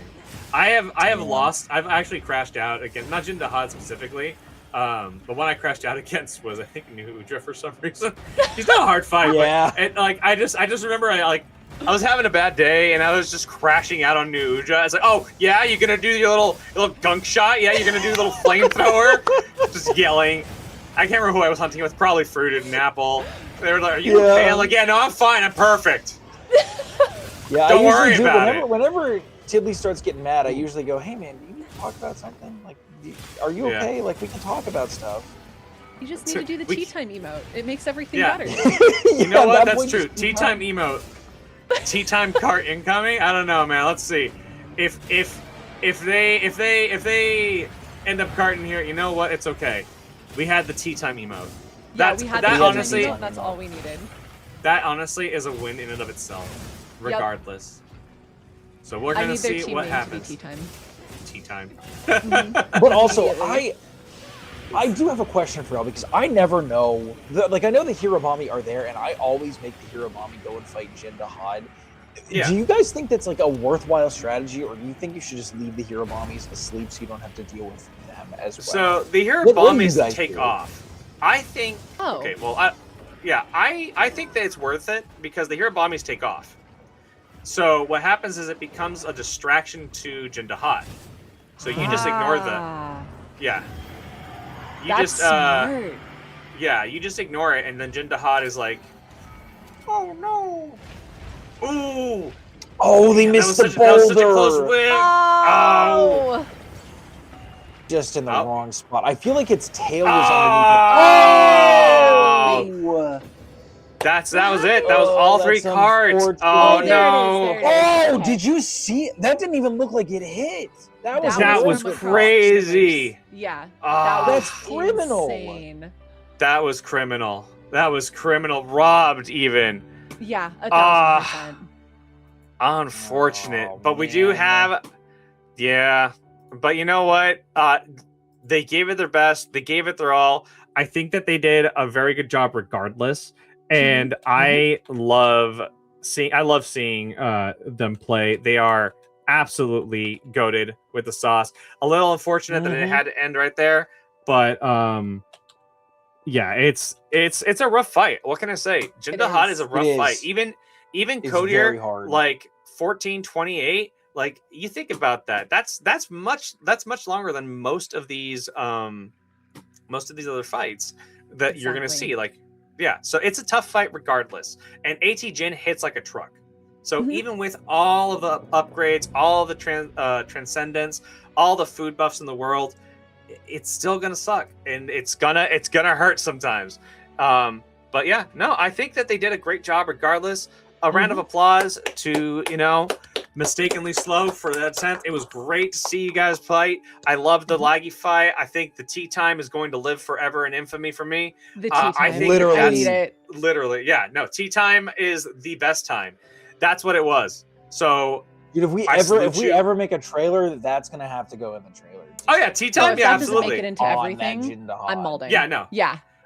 If we ever start like trying to market this, tea time is going to be in every single shot. Like that's Yeah. going to be. It's better just be. gonna. It's the only thing we're going to have is tea time. It's tea time.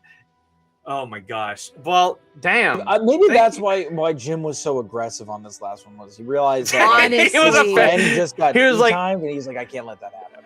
I can't let that slide. You tea time me? You tea time me yet? You tea time me yet? Like old grandma? No.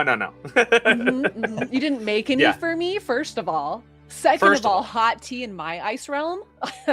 Absolutely not. Let me tell and you. you brought your own chair. How dare Right? you? In your How dare pocket, you? of all things, a pocket How- chair. yeah, exactly. No, yeah, it where was did that share? Like, it's incredibly bad manners. honestly, yeah. I don't know if Tilly and gang will read this, but might I propose an idea for attorney in the future? By all means, we have tons Bring it of on. stuff going on. Actually, stick around to the end, and you might get a little tease of what's happening. But nevertheless, Mhm. we are going to go ahead and take a quick break. But feel free to share your proposition in chat. We're gonna go and talk to everyone backstage, get everything set up, and we are gonna say goodbye for now. Attica, we'll see you in the aftermath.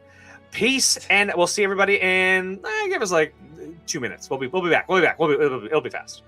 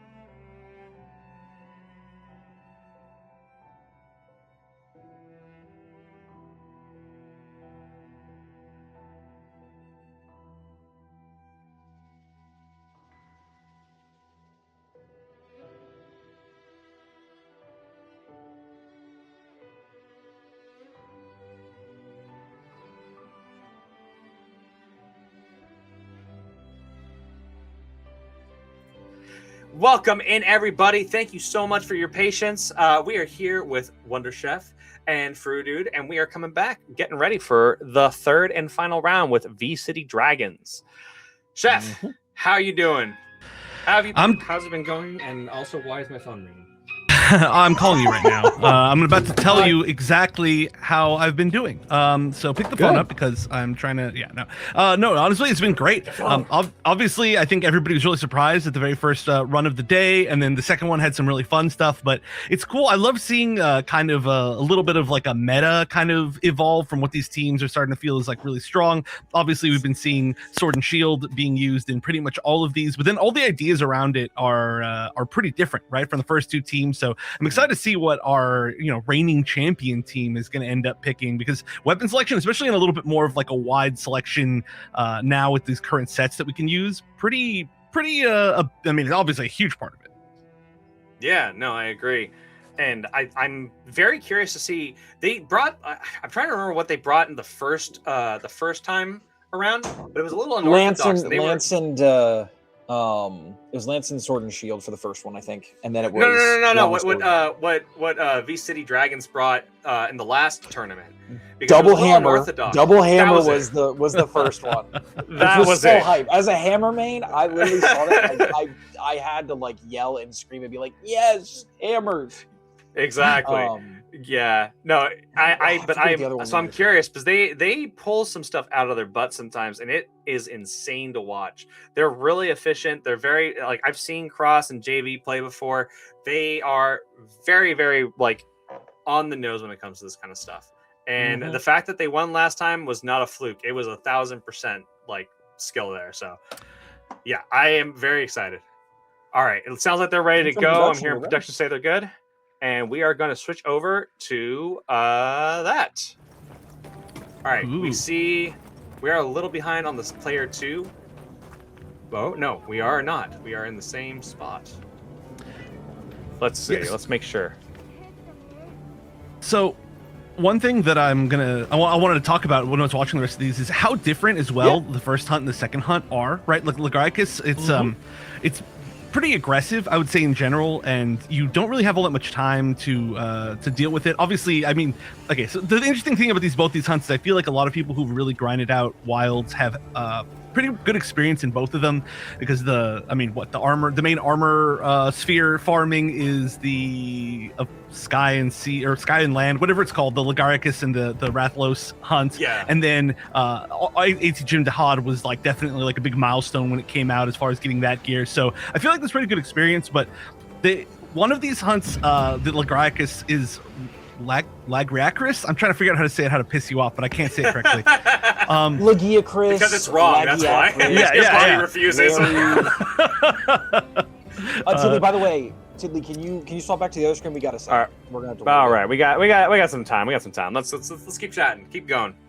So it's really interesting because it attacks pretty frequently, and it has like the multi-hit like electric attacks. So I do think that's why we saw the very first team of today use like Lance against it. I feel like Lance has some really nice opportunities to do I forget the name, power counter through, or just any sort of like big counter that iframes. Yeah. There's, I mean, kind of everything that it has, honestly. There's a lot of good opportunity to get through the multi-hit kind of long duration electric attacks and keep your pressure up. But then I feel like Jin Dahad, especially when you have two people or more than two people, there is an opportunity for at least one person to get off kind of a little bit more without being pressured, a little bit more time between the attacks. Not that they're not scary, but it's just interesting how differently paced I feel both these hunts are. Oh yeah, 100%. No, I 100% agree. I think that the pacing honestly is one of the things that we were talking a little bit about earlier with how Jin Dahad is a scripted, well, not scripted, but it's a set piece monster, meaning that there are scripted elements to it. And Lagiacrus also has the scripted elements when it's transitioning, but to be frank, I think that like Lagiacrus is easier because you can kind of stun lock it from moving. Jin, on the other hand, has an automated move, which means that you have to take that time into account. There is no stunning it out of it. There is no interruption. There is nothing. Like, it is just moving. And so you have to basically, like, you can't phase lock it, which is something that you can do with Lagiacrus. And I think that has a huge part to do with with how the pacing for these fights go. And you said it, like your knowledge of the monster, because of how the grind sesh for the armor spheres worked, because of everyone doing the AT hunts in order for the armor. I think that both these monsters kind of are just kind of well known at this point. And I can't remember if it was you.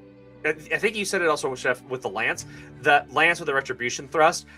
We actually had somebody who was going to appear today. Unfortunately, they weren't able to join us today. But Dweeby is actually a lance main, and she's talked a lot about how powerful lance is as an offensive weapon. And that was something that I honestly never thought of when I think of lance. And she pointed it out that like a retribution thrust, the perfect parries, and all that stuff. All that enables the lance to go through multi-hitting moves, to deal with all sorts of damage coming its way, and still manage to keep the pressure up. And a lot of these weapons have that. And I think it's just kind of unlocking that potential. Because again, lance is not something I think of when I think of offensive weapon, but I've seen her play, and whew, she gives me a run for my money on like parries, even with a longsword. Yeah. But yeah. It's super interesting because a lot of weapons, I feel like, don't play the way you would expect them. Like I always like to say with hammer, I'm a hammer main myself. Hammer is a support weapon more than it is an offensive weapon. It's not necessarily like it does big damage, and a lot of it is for that. But a lot of it with being KO and getting those offsets and all those different things, it plays more like a support weapon. Talking about like the lance like that, I think is very. There's a lot of interesting things where like you can look at any weapon and you can play it in any way that you kind of want. And I think the way that we have the weapons set up here can allow you to do a lot of different things, but maybe find a little niche that works best for you too. Yeah. Well, the interesting thing about lance too, in that particularly in that Lagriacris fight, it is really hard to say it that way. Yeah, right. It is a lot more effort to say it that way. The fact that it has so many kind of like long duration multi-hitting moves, lance. Okay, this is the worst thing for me. I'll say this, for anybody who's not familiar with me, I cast quite a few games. I forget the names of every single move, even if I've used it a million times. I do the same thing in Final Fantasy 14. I'll be like, yeah, I have 4,000 hours in that game. And they'll be like, I don't know this name of the move I use the most on any particular job. But I think it's a power counter, the one that you have to like manually time, and if you release it at the same time, it does the like big attack and iframes. That one has extra special like iframes afterwards if you don't do anything after you release it. There are a few different things that it can do, and a lot of, I think, weapons have to wait a little bit longer if the Lagriacris is using. I'm going to stop that. Using like the longer. It's proving me right. Yeah, I am proving you right. Okay, we're gonna perfect. go. I think it sounds like from production.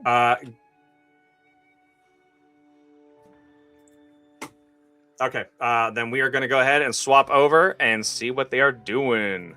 All right, 1 second. Where'd it go? Oh no, I've lost it. There it is. All right, there we go. Perfect. Right on time. Let's go. Flawless, calculated. We're moving on. I was waiting for Attica to show up in that box instead of Chef. Yeah, just like I'm the wrong person completely. Yeah. I was afraid I was going to hit the other one where it was just going to be like the Jindahad poster, no one can hear us. Just be like, bam, Jindahad. So it looks like, based on weapons, what I am seeing is we're seeing we haven't seen charge blade. Charge blade is important. It does a lot of elemental damage. Especially when you look at Sabadex going. I know for a fact that JV is sufficient with the weapon. They are going to be hitting pretty much every single one. Actually, if you look at their vials already, already maxed out. They already got Sabadex mode, everything is already a lot of damage. I have missed. And he's going right into that. And he's fully empowered. He has the files all filled up. He has the sword empowered, the shield empowered, the Sabadex mode. He has not popped one of those weapons that I think a lot of people think that you need for in order for it to be viable. This is one thing I've learned. Not. You just need to understand how perfect block is. And it's just as viable without.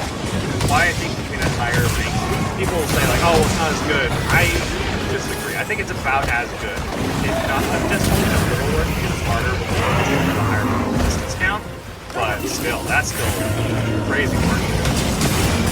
Alright, we got Hunting Horn here. I think Laggy also is a little bit easier.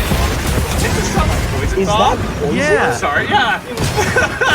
So I was gonna say, I thought there was a good time for them to maybe pop some bombs right there, but it did look like they threw down a bunch of poison bombs, and it's a pretty interesting strategy, not one that I would have expected, but it's a really nice usage of your time while the other person is down, right?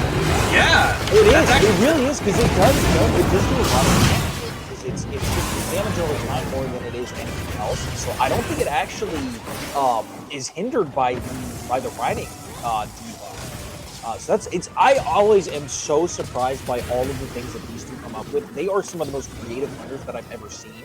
Like I literally never would have expected double hammer, especially because I think they were both para hammers. So they literally kept Renee in one spot because they just kept KOing it, and then when the KO finished, they would get para, and then it just kept going from there. So they are incredibly creative, and they do so many different things. Oh, nice. Yeah, no, they have always shown an insane amount of adaptability when they play, and holy cow, that is not ended, and that's an offset. That honestly, like I love seeing oh my god, Hunting Horn offsets. Those are always the most impressive ones for me because those are ones I can never do. So that's crazy. So I know the set that they're running is oh god, what is it? It's Mizu for the Switch, or no, they're both Mizu, are they? No, wait. Yeah, they're both Mizu. Oh yeah, it is both It might Mizu, be. yeah. It might be the same. It might be the same armor set, but it's like you can choose to swap between both weapons. Well, so yeah, that's why I was wondering. I was like, are they running? I didn't remember what weapon was attached, but yeah, they are running Mizu armor set, which means they have Bubbly Dance, which increases their evasion. I believe affinity as well, which means that they're going to be dealing a little bit more damage when they crit, which is again very important with these fights. Missed focus attack right there from Cross, but there you go, he hits it at the end there. And we have the Charge Blade coming back in from behind, trying to make sure they get as much damage out as possible. He's rebuilding up those files. Yeah, dang, they're just staggering this thing. And it's done. Gosh, Done. Absolute cinema right there. Literally not- cinema. They even had a few like trap options still left available. I don't think they used everything that they needed to, right? They literally just used their second flash, I believe. I think that was their second. Yeah. It might have been their, but yeah. I think they put a couple right at the end. traps. I think they had a There's the couple BM. traps down and a couple of. They had a well, pitfall, a the shock. pitfalls. I think it was two pitfalls and a shock, and then 2 flash pods. But that's insanity. That was crazy. And 4:15:63. That is insane. Well played for oh my god, laggy. 4:15:63. All right. Well, dang. They're close. They are only off by like a little less than a minute from Codier. So this is going to be a pretty close one, I think. Depends on how they do on the not Laggy. They just did Laggy. yeah. Jin. How they do on Jim? Jim. Do it again. Jim is Do it again. Do it again. But I'm gonna wait for production to give us the heads up that they are ready on Jin, and then we're gonna swap over. But until then, yeah, holy cow! Honestly, like I remember when we were coming up with this, we were talking about kind of what monster to start with, and I chose Laggy because Lagiacrus is one of the monsters that does give you a little bit of difficulty, but also it's not too bad. It's tough, but it's not too bad. Obviously, you have Transcendent Armor, which makes a huge difference. And for those of you that don't know what Transcendent Armor is in Wilds, you can spend resources to basically go past the limitations of the armor. So 6-star, you'll get an extra gem slot, or decoration slots, and they all level up. I think, is 7 also like that? I think it's 6, 7, and then No. anyways, stop it. No, we're not talking about it. Anyway, and then 8 or above, it just increases the stats. But either way, stop it, Attica. No, I didn't stop. No. Anyway, but that was the one thing I wanted to show off. Was like, okay, this is transcended armor, which means that you can take all these different armors that would normally wouldn't stand a chance on like higher ranks and take them into the 9-star tempered Jin. So I've been really excited about that idea, and I would love to see more kind of like, again, these kind of creative ideas of like, oh, well, we're going to take Mizu, because Mizu armor you don't really see anywhere high rank because it's just not strong compared to like what's meta. But when it's one of the options, and kind of like how like in other games where they have more of a restricted format, you really have to think about the advantages that each one of these like options are going to give you, and especially if the armors are like, you know, all themed. Like, okay, well, do I want the Mizu buff, the Rathalos buff, the Dushagama buff, you know, whatever you want, because you have access to the weapons, but they are locked with the armor. So we'll see.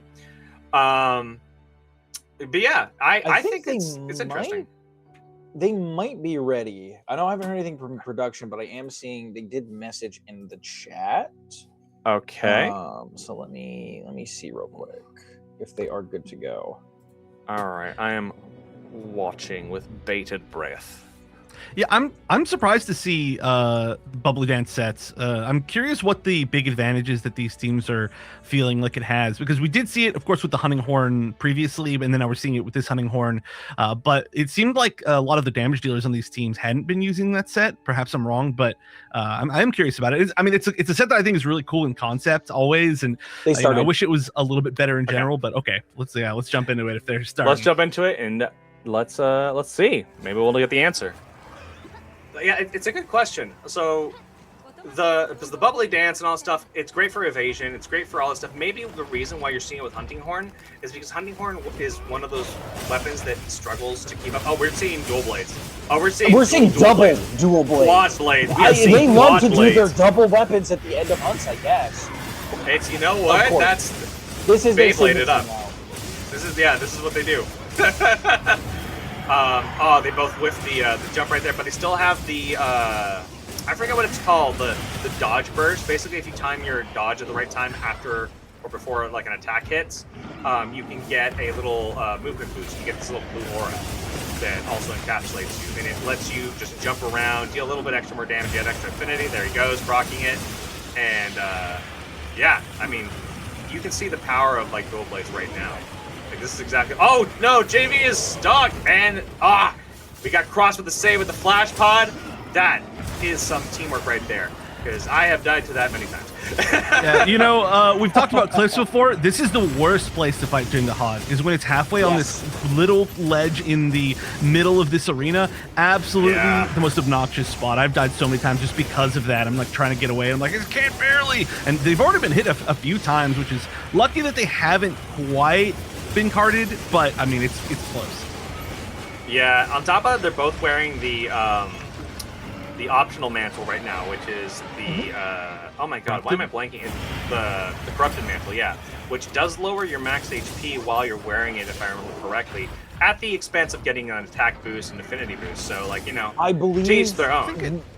To be more specific, yeah, I was about to say, I think it because it's basically like the frenzy virus, where it's like you take a little bit of damage over time, but if you can do enough damage, it'll like get rid of it and then give you a little bit of like so maybe, I don't know, it could be with the mantle, it might just give you more affinity while you have. Oh, we got a transition already.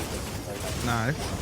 Yeah, I think if I remember correctly in the explanation, and again, someone in the chat, if you know better than me, please feel free to correct me. I think it does lower your maximum HP. It does do the frenzy virus thing, but it kind of is like Jin Dahad armor, which means that if you stack it with Jin Dahad armor, you get crazy stat buffs. But yeah, you get the frenzy virus, you get reduced max HP, and then nice ice drop right there, right on his face too. But yeah, if you get all of that done, then you get an affinity bonus, and you get like a little bit of extra damage. But I do believe it is the trade-off is max HP. Because I'm pretty sure you don't get this is something we talked about. Choosing to play dead in order to avoid damage. You have to know your iframes in Monster Hunter. It doesn't matter what franchise or when you started, learning those iframes is super important. That is, and like, that's always been the case. Superman dives, dodge rolling, different. Ooh! Oh. We got the first. Okay, insurance meal goes down, but you know what? That's a risk. That's a risk you got to take for that. You want to keep that damage up. Yeah, it happens all the time. All the time. Especially with dual blades being such glass cannons of weapons, where they do so much damage. You get so much damage really quickly, but it is very, very hard to survive unless you can keep your stamina up to get those dodges and also stay within demon mode. So it's very much a stamina management weapon. And sometimes you get into spots where you just cannot manage it, or you just can't get a bunch of dodges in to keep yourself alive. So it's tough. Yeah, that's also one of the, especially when it's me. But yeah, yeah, I feel that. It's also one of the big downsides of taking the Hirobumi there is that it becomes super chaotic, right? Especially when there's like multiple targets that it's attacking. Aside from it's not just one particular monster, and you know exactly where the back is. So there's a lot of chance for collateral damage, and we're seeing that a lot from the tail as well. I mean, we've seen a lot of the tail swipes get a few different knockdowns, especially on our second player. So they're surviving, but they've kind of got to, I think, like lock in here to make sure that they get as much damage in this phase as they can. Yeah. I think it's a lot harder to do it with some bladed weapons. So for those wondering, top screen is Cross Insanity and the bottom screen is JV Smooth. So we see Cross coming in. That was a smart move. Saving that stamina there, I would have not, because I am impatient. Nice flash! Yeah, no, I would have gone straight into demon mode and been like, I can't dodge, what's going on? But, you know, that's why I don't play dual blade. You know, another interesting thing is it doesn't feel like they're targeting tail and head nearly as much as some of the other teams. They're going a lot for these, the front legs, especially a lot, and the back legs, which maybe they're just not even intending to try and break the back. Maybe they're just going to try to take it out before that even becomes a problem. That's fair. That's a good point. They may they may be trying to go for wounds as well. They might be trying to open up some wounds on those legs, because it's a little easier to get to those than it is to get to the back, because they don't really have any ways to really knock it down besides doing enough damage to it. They don't have anything that can KO. They don't have anything where they can just create wounds that will do that. Well, it's not necessarily as easy to get some of those spots. So that may be one of the reasons why they're deciding to run some attacks on that tail, or not on the tail, on the legs. Yeah. So okay. So just an FYI, it just takes your HP down if you hit a monster that stops. So it does. You guys were right. Apparently, it does drain your HP instead of reducing your max HP. You get attack and affinity bonus out of it with some extra hits on some motion values, which is good. So that's the upside of that mantle. Thank you, Admin Monster, for the information there. But I was going to say, the other thing is they could be going for topples. So unlike KOs, and I'm not entirely sure if this is still a mechanic, but like even in Monster Hunter World, one of the things you do is go for feet. And after a certain amount of damage, they kind of just fall over. It's tripped, essentially. They triggered the transition already. We're on to Area 3, which is good. But yeah, I wonder if that's their plan. Instead of focusing on like part break, or like that extra damage from like the part breaks, they're focusing on just trying to knock it over as many times as possible. You know. Oh, and they got the sneak attack. Are they waiting for the double? Nice! They got the double sneak attack. Let's go. That is some, and I don't know, man. Tidley, are there any skills on this like particular weapon where it's like the sneak attack? Because I know sneak attack is a skill that sometimes we've used in the past. But I don't know if that's on this particular build center. I will tell you exactly what's on this on this build. Hold on. There we go. We have attack tool. So we have shockproof, Phoenix, Zeke, burst. We have burst on this and counterattack.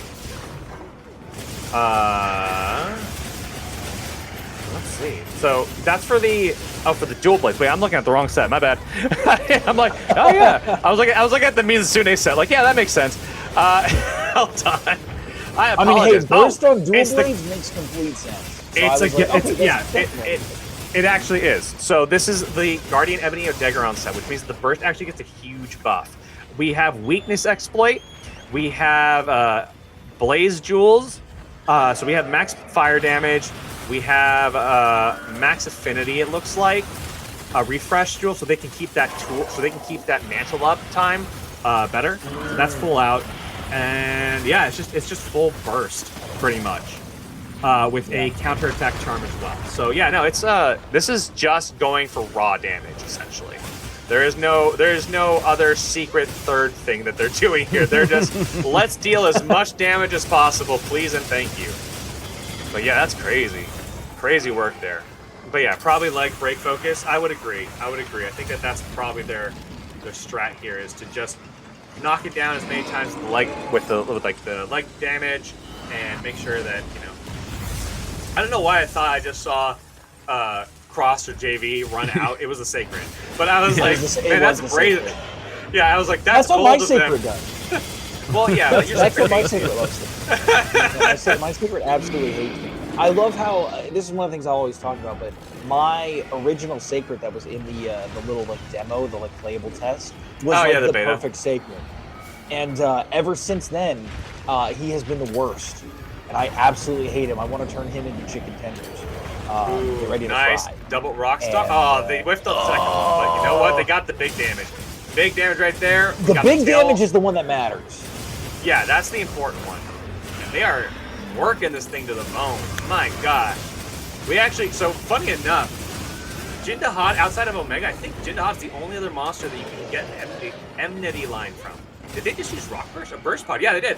They used Rock Burst to flinch it out of its attack. Real smart. Not a lot of people know that in this game, but it is the equivalent of the Seed Pods from World. If a monster's coming at you, blast it in the face with Rock Blast, because the Burst Pods, they will stop it from, they'll flinch it. I don't know how many times, but, at least once. Man, that's good. It's better than none. So that's crazy.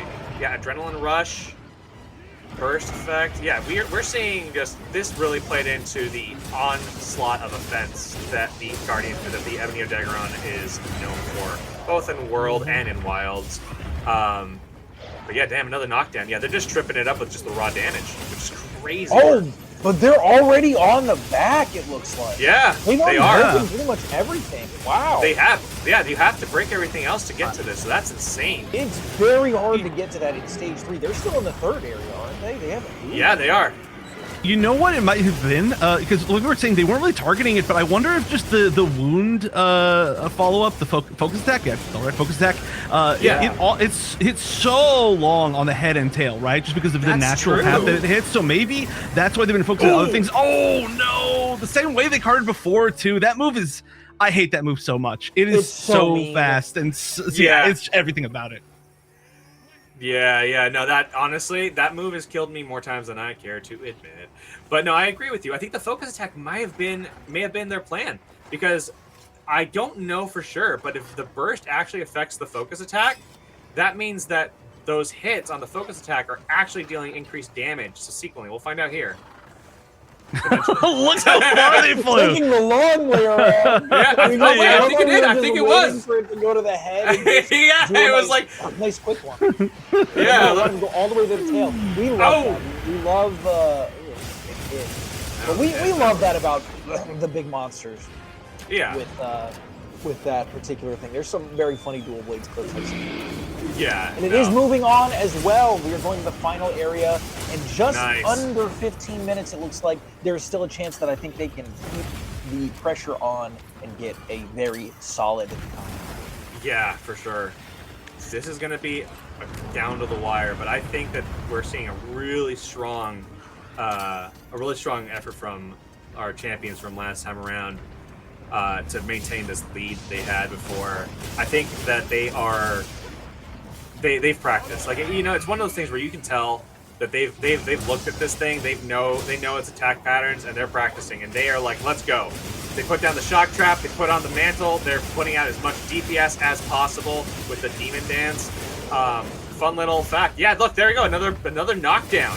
They're going straight for the back, trying to make sure that it does not supernova. It does not get another chance at this, and I don't know if they're going to get this break. Oh, they got the break! Let's go! Wow. Damn, that's got to be They have everything broken. There might be nothing left to break on this this entire monster at this point, it looks like. Besides pretty nice. Spirits. I think the Spirit's the only thing left that they have to break, and that's going to require some tea time. I think that's what I think. Some tea time, baby, right now? Yeah. break his psyche. He's crazy. All right, let's see. All right, this time he chooses to go. So for those of you who don't know, Dual Blaze does have an option when it comes to focus attacks, either to have a focused focus attack and return back to the point of impact, or to do the Eren Yeager spin across the back of the monster focus attack. Now, those are both good options for different reasons, but I am very curious if they've chosen one over the other because of that strategy. Again, I want to look up if burst affects that focus attack, because if it does, that's really smart. That's I something think I've it never does. thought of.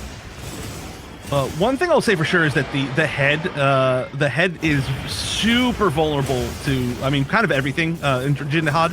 I think it's the whole point of this game design is that they want you to just kind of stand in front of it rather than trying to kite around it the entire time, because it is so big. So it is really like a risk reward of how much you want to stay attacking that head. And I think that's why they did the stay in place after hitting the wound on the head that time. They also didn't have anything to break on the back anymore, or the tail. So they may have just gone for more raw damage, is my guess. Yeah, for sure. Going back to the Jindahad pillar breath attacks here, and it should be just about ready for him to fall. That's going to give him a bunch of extra damage here. Love having that move. It's a very fun use of the environment, which is one of the things that makes WoW so fun, because you know it's a fun little thing that you can do, and a lot of other games are going to let you take down a giant pillar that will deal damage and also let the monster have a little bit of vulnerability. So it's very, very good here. I think the last nice rock flinch right More there. rock That burst. was good. And a pillar? Oh, I went for it. All good, all good, all good. Yeah, if there's one thing that ends up hurting their time, it's going to be that they were like an inch off, and not to their own fault. Jindahad does this weird thing where it likes to wiggle around, or it'll fall over to either side, and it can be just very annoying to hit with stuff like that. And those ice chunks, their hitbox is kind of small actually, so they really they barely missed like 3 of them now. Yeah, no, you know, that's the thing, is that you feel every one of these whiffs, especially when you're on a timer, because that really can kill a run for you. That's like either a free like 1,000 damage you get, or 800 or something like that, or it's nothing, and that nothing hurts. And now he's doing the time wasting. I'm going to run up the wall and run back down. Okay, they burned through their flashes though. It's true. Jindahad in there, doing the Dahad walk. His Jimbo thing, you know? Oh, we got the focus strike though, which is good. They did just stay in place once again, right? It looks like. Yeah. Or did they do the full thing? No. Oh, no, they did the full thing. They did the full thing. Okay. So they are going to be, yeah. Well, maybe that's a little bit scarier too, because they are kind of along the wall. Oh, this is the. He's doing a not the special supernova. move. Yeah, this is an Arc Tempered special, but they were able to knock it out with a burst pot again. With that rock which is burst. good. Wow. Yeah. You do not underestimate the rock burst. I remember when I was talking to Pacifica and Sky, they were telling me how they found out that, like, if you're the host, the rock burst can actually distract the monster from whatever it's doing. So you can just like, from flying, from attacking you. So you can actually like distract the monster, allowing you to get the setup you need for that double ambush. So yeah, it's pretty crazy. Yeah, I'm very excited. I'm very, very curious what their time's going to be here. It is. This thing is just about dead. That skull is up, so that does mean that the monster is pretty much on its deathbed. Just a couple more swings from that dual blade, and I think that this monster is going to go down. They're still getting those dodges. Fantastic. Oh! I spoke a little bit too soon. That is my bad. I should not have spoke that into existence. You know, it's. Fruited apologizes. I do apologize. I do apologize. They've got no more carts, right? That's it. Like purely last chance. Yeah, because that was their last. And they had one insurance, and that was already used. So I do think that this is pretty scary. And it's been that move, by the way, every single time. That move is just diabolical. And it's such a long fight with so much HP that it's really kind of like a war of attrition and making sure that you just don't get hit by those random little things, which is, I mean, it's so difficult. I'm so terrible at this fight. Oh, there it was again. There it is Barely again. escaped. Yeah, no. That is terrifying. Jen is like, no, one of you beat me. That's enough. One of y'all beat me. I do think with some of these longer hunts too, what I've also noticed, especially with like myself, when I see that skull go on, I get way more aggressive than if I don't see it because I'm like, this monster's almost dead. I need to really just do whatever I can to beat it and just get the hunt over with. And I find that I make the most mistakes during that time. And I've gone through hunts where that monster's on that skull, and I literally triple part within that window. So it's a very dangerous thing to see. Sorry, I but they are doing a fantastic job keeping this thing away, keeping that stamina management, and also getting those dodges to keep their affinity and attacks up. Yeah, no, the stamina management is the trickiest thing for me on dual blades, and it's the reason I card. I'm not gonna sugarcoat it. The stamina management is the most impressive thing to me whenever I see dual blades. I'll watch it just go down, and I start getting heart palpitations, dude. I'm watching it, and I'm like, you can't dodge, you can't dodge, you can't dodge. What happens if he does something? And then he does something. But but when I see stuff like this, I am just in awe. I am in awe because you have to dual blades is a glass cannon, but you have to be brave with it because you can't. Yes. You don't get a free. Yeah, you don't get a free get out of jail free button. Oh. Woo! I'm so scared. I am so scared. Nah, for real. Oh. Okay. Also, dual blades does not need the focus attack, by the way, to get that Eren Yeager attack. You can just do that off the ledge, and we got it. All right. Real quick correction on that. We shouldn't call it the Eren Yeager attack. That is a Levi Ackerman attack. Levi is does Eren Yeager not do it? Dude, he kills one Titan with his ODM use. Spoilers. But does he? Does he? Okay, well, sorry. Does he not do it? Not really. All right. Well, then I stand corrected. It is indeed stand corrected. And Cross's specialty to spin around and get the Jin Dahad killed. That monster has been hunted. And what is their final time? Let's see it. 1931-17. All right. 31-17. All right, and let's do a quick calculation here. So, just a rundown of what we've seen today. Let's get everybody in. Let's get Attica in here. Let's get all of us in here. Let's talk about it. Oh, where'd Attica go? Attica is currently. Oh, there she is. Go. Sorry about that. I forgot. I was like, let's get Attica. And now I'm not ready. I forgot to turn everything back on. I think you're muted. I'm muted? I'm not muted. On Discord. Oh, you're hearing me through Discord. No, only us. Only we can't hear Attica. Yeah, apparently. No, there you are. I have, by the way, for this whole thing, I've had both audios up the whole time. I haven't muted either side. How have you been functioning the whole time? How do you do that? I don't know. Oh my God. It hurts my brain. There's no way. Oh my God. All right. Well, geez, those are some crazy games. I gotta give it to everybody. That laggy fight was pretty close across the board. We had 324. We had 531. We had 415. Like overall, there was definitely. I feel like laggy was definitely the good warm-up fight. Jin is where we saw the most difference, and I'll tell you right now, we had 14:28. We had the unfortunate 45 minutes. And then we had 1931-17, which is pretty close. But I got to hand it, and let's give him a round of applause. Codier Corp came out on top with the fastest times on both of the monsters. Congratulations, Codier Corp, for the win. You are the Hunting Party Spring Championship winners. You will be getting the Jin Dahad poster sent to you guys, the $100 cash prize, and bragging rights. And I hope to see everybody here for the next couple of things. Speaking of, let me go ahead and ask you guys while I'm getting that ready, what did everyone think about today? Were you guys hyped? Were you guys surprised by anything? Was there something that you guys felt kind of like, oh man, that was really cool. I didn't expect to see that. Like, let's Attica, Chef, Fruit Dude, what were your best moments? You all know mine. It's tea time. It's tea time, yeah. Well, we gotta have tea time. Would not have expected that at all. I saw the chair come out, and I'm like, done. It's tea time. Yeah, no, it's tea time. It's tea time. No worries. But yeah. Watching Jin Dahad locked down for most of those fights, just on the ground, everything being used against it, that brought me great joy. Besides, funny tea time, right? Yeah. And naturally. Seeing how fast they all handled Lagiacrus, like, I could never. Yeah, no, I agree. Chef?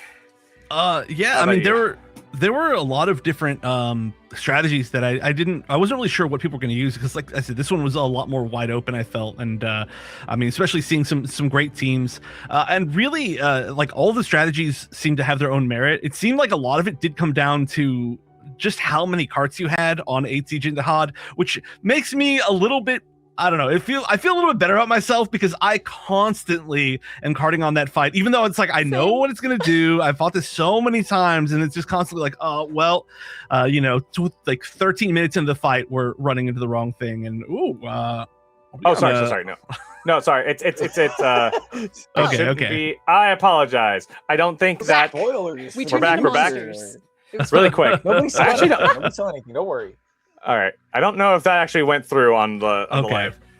All right. But actually, let me see if that worked. Hold on. If that, I'm editing something, so you guys keep talking really quick. I want to see Oh, if that's what we're good at. What do you mean?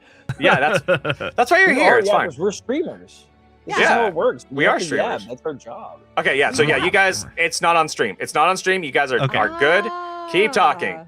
Keep talking. Wait, no, I think it's not on. Okay, I was about to say, because if this is on stream, we would not be able to be heard at all. Yeah, no, that's why I'm saying I'm checking stream right now, but you guys are okay so far. Oh yeah, Yeah, we're But I so will far. say there's two things nope, that stood out to me. Nope, that. Oh, okay. My I bad. have Attica to this. Oh, interesting. You guys probably aren't seeing this off. They're not. No, seeing they're it. not. They're They're not. There's a lot going on back here. There is. Don't My worry face about was it. Don't really look at big it. Behind the scenes. Don't like, look at really it. big. Don't worry about it. We're fine. We're absolutely fine. But what I want to say for this, of like what I am always enthused about to see, like with these particular hunts, is that first of all, AT Jin in under 20 minutes for each, for pretty much each of the teams. Besides the cards, which is unfortunate, but they were making good time, so I think they probably were would on have done track. it too. I can barely do that monster in 30 minutes. I struggle fighting that thing. And Oh, just yeah, no, seeing for these teams sure. absolutely demolish it is so enthralling to see. But I also really want to point out the creativity with all of these hunts, because my gosh, every single hunt is so different, and everybody has so many unique strategies, whether that be using rock burst, whether that be using the sword and shield and like driving the sword all the way down while Jindahad is moving his head, or pulling out a chair and sipping on some tea while Jindahad is rushing right at you. There's so many different things that you can do in these hunts to keep it interesting. And I love how every team does something so different and really tries to do something that fits with their play style, and also make the hunts fun and interesting to watch. It is always Absolutely. cool to see what everybody does. Yeah, I'm not agree more. I'm really interested to see like the sets that they ended up using, and I mean, seeing Scorcher did feel like it made a lot of sense, and it seemed like them really focusing on just having a bunch of elemental damage and just maximizing that out was pretty strong in general. Obviously, Sword and Shield can get a ton of elemental damage out, you can just pump it out, and I mean, Scorcher right now, I think even on a lot of just kind of optimal-ish sets in general is being used now that you're able to add it to, or you're able to add the Guardian Rathalos ability to your Ardean weapons. So yeah, so Scorcher is actually being used quite a bit in general, just if you can choose anything in the game. So seeing it on these sets and then seeing how these teams are able to take advantage of it against especially like Jindahad, who's just so vulnerable to fire, it's cool to see. Yeah, could not agree more. Lagiacrus is also very vulnerable to fire. Yeah, they both Yes. So it was very all these sets were kind of, I think, designed with having fire element in mind as well.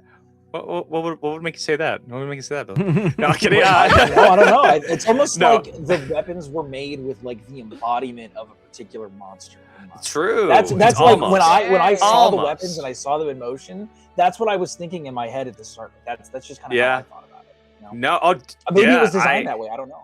Maybe it could have been. It could have been designed that way. So for everybody who's here, thank you again for everyone who participated today. Congratulations against the Cody Corporation. Thank you for the raid, JV. Everyone else here, I have a little bit of announcement for everybody. So first off, I've added sound to this, so now I can show off the poster. and we can all talk. Yay! Wow. So there's Jin Dahad. Congratulations, Codir. This is what you will be getting. I'll contact you later, and this is the poster you'll be getting from our friend and incredible artist. Oh my God, Senpai Sauce, and he is insane. We're gonna be working with him as long as we can. But this is his Jin Dahad, and I think he captured it. I think he nailed it. The second thing we're going to talk about is the next championship. So the next championship will be taking place in August, towards the beginning of the month. I do see it, Wyatt. I do see it. But here is the championship. It is going to be the summer championship, and here are your monsters. Attica and Wonder Chef can talk. I just forgot to put their cameras on here. They're here. No, it was. They are the monsters. Actually, it was intentional.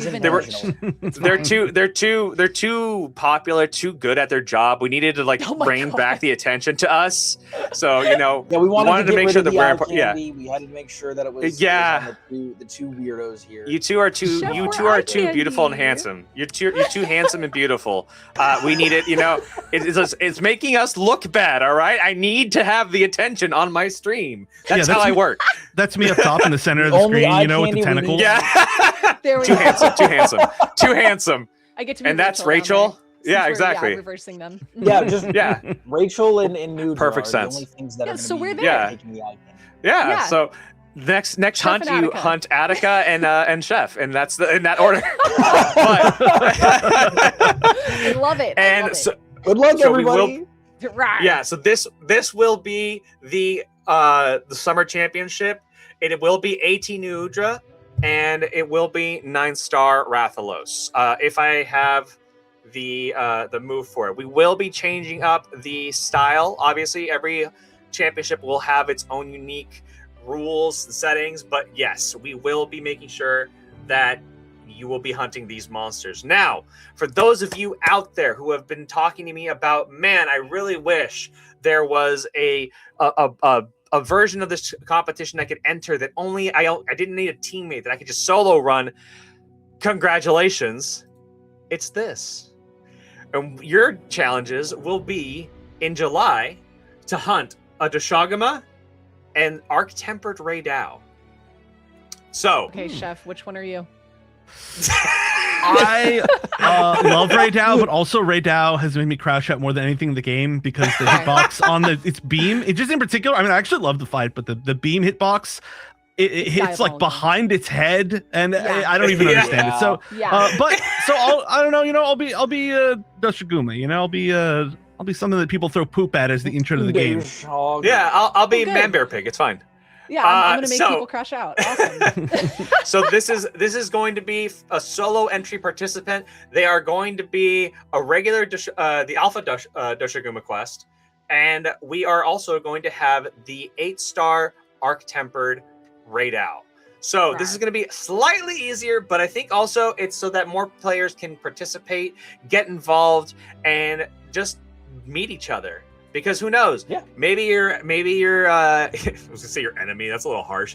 Maybe your fellow competitors this time around might be your teammates for the actual championship in August. So highly recommend you guys keep an eye out on our socials. We're gonna be talking about that.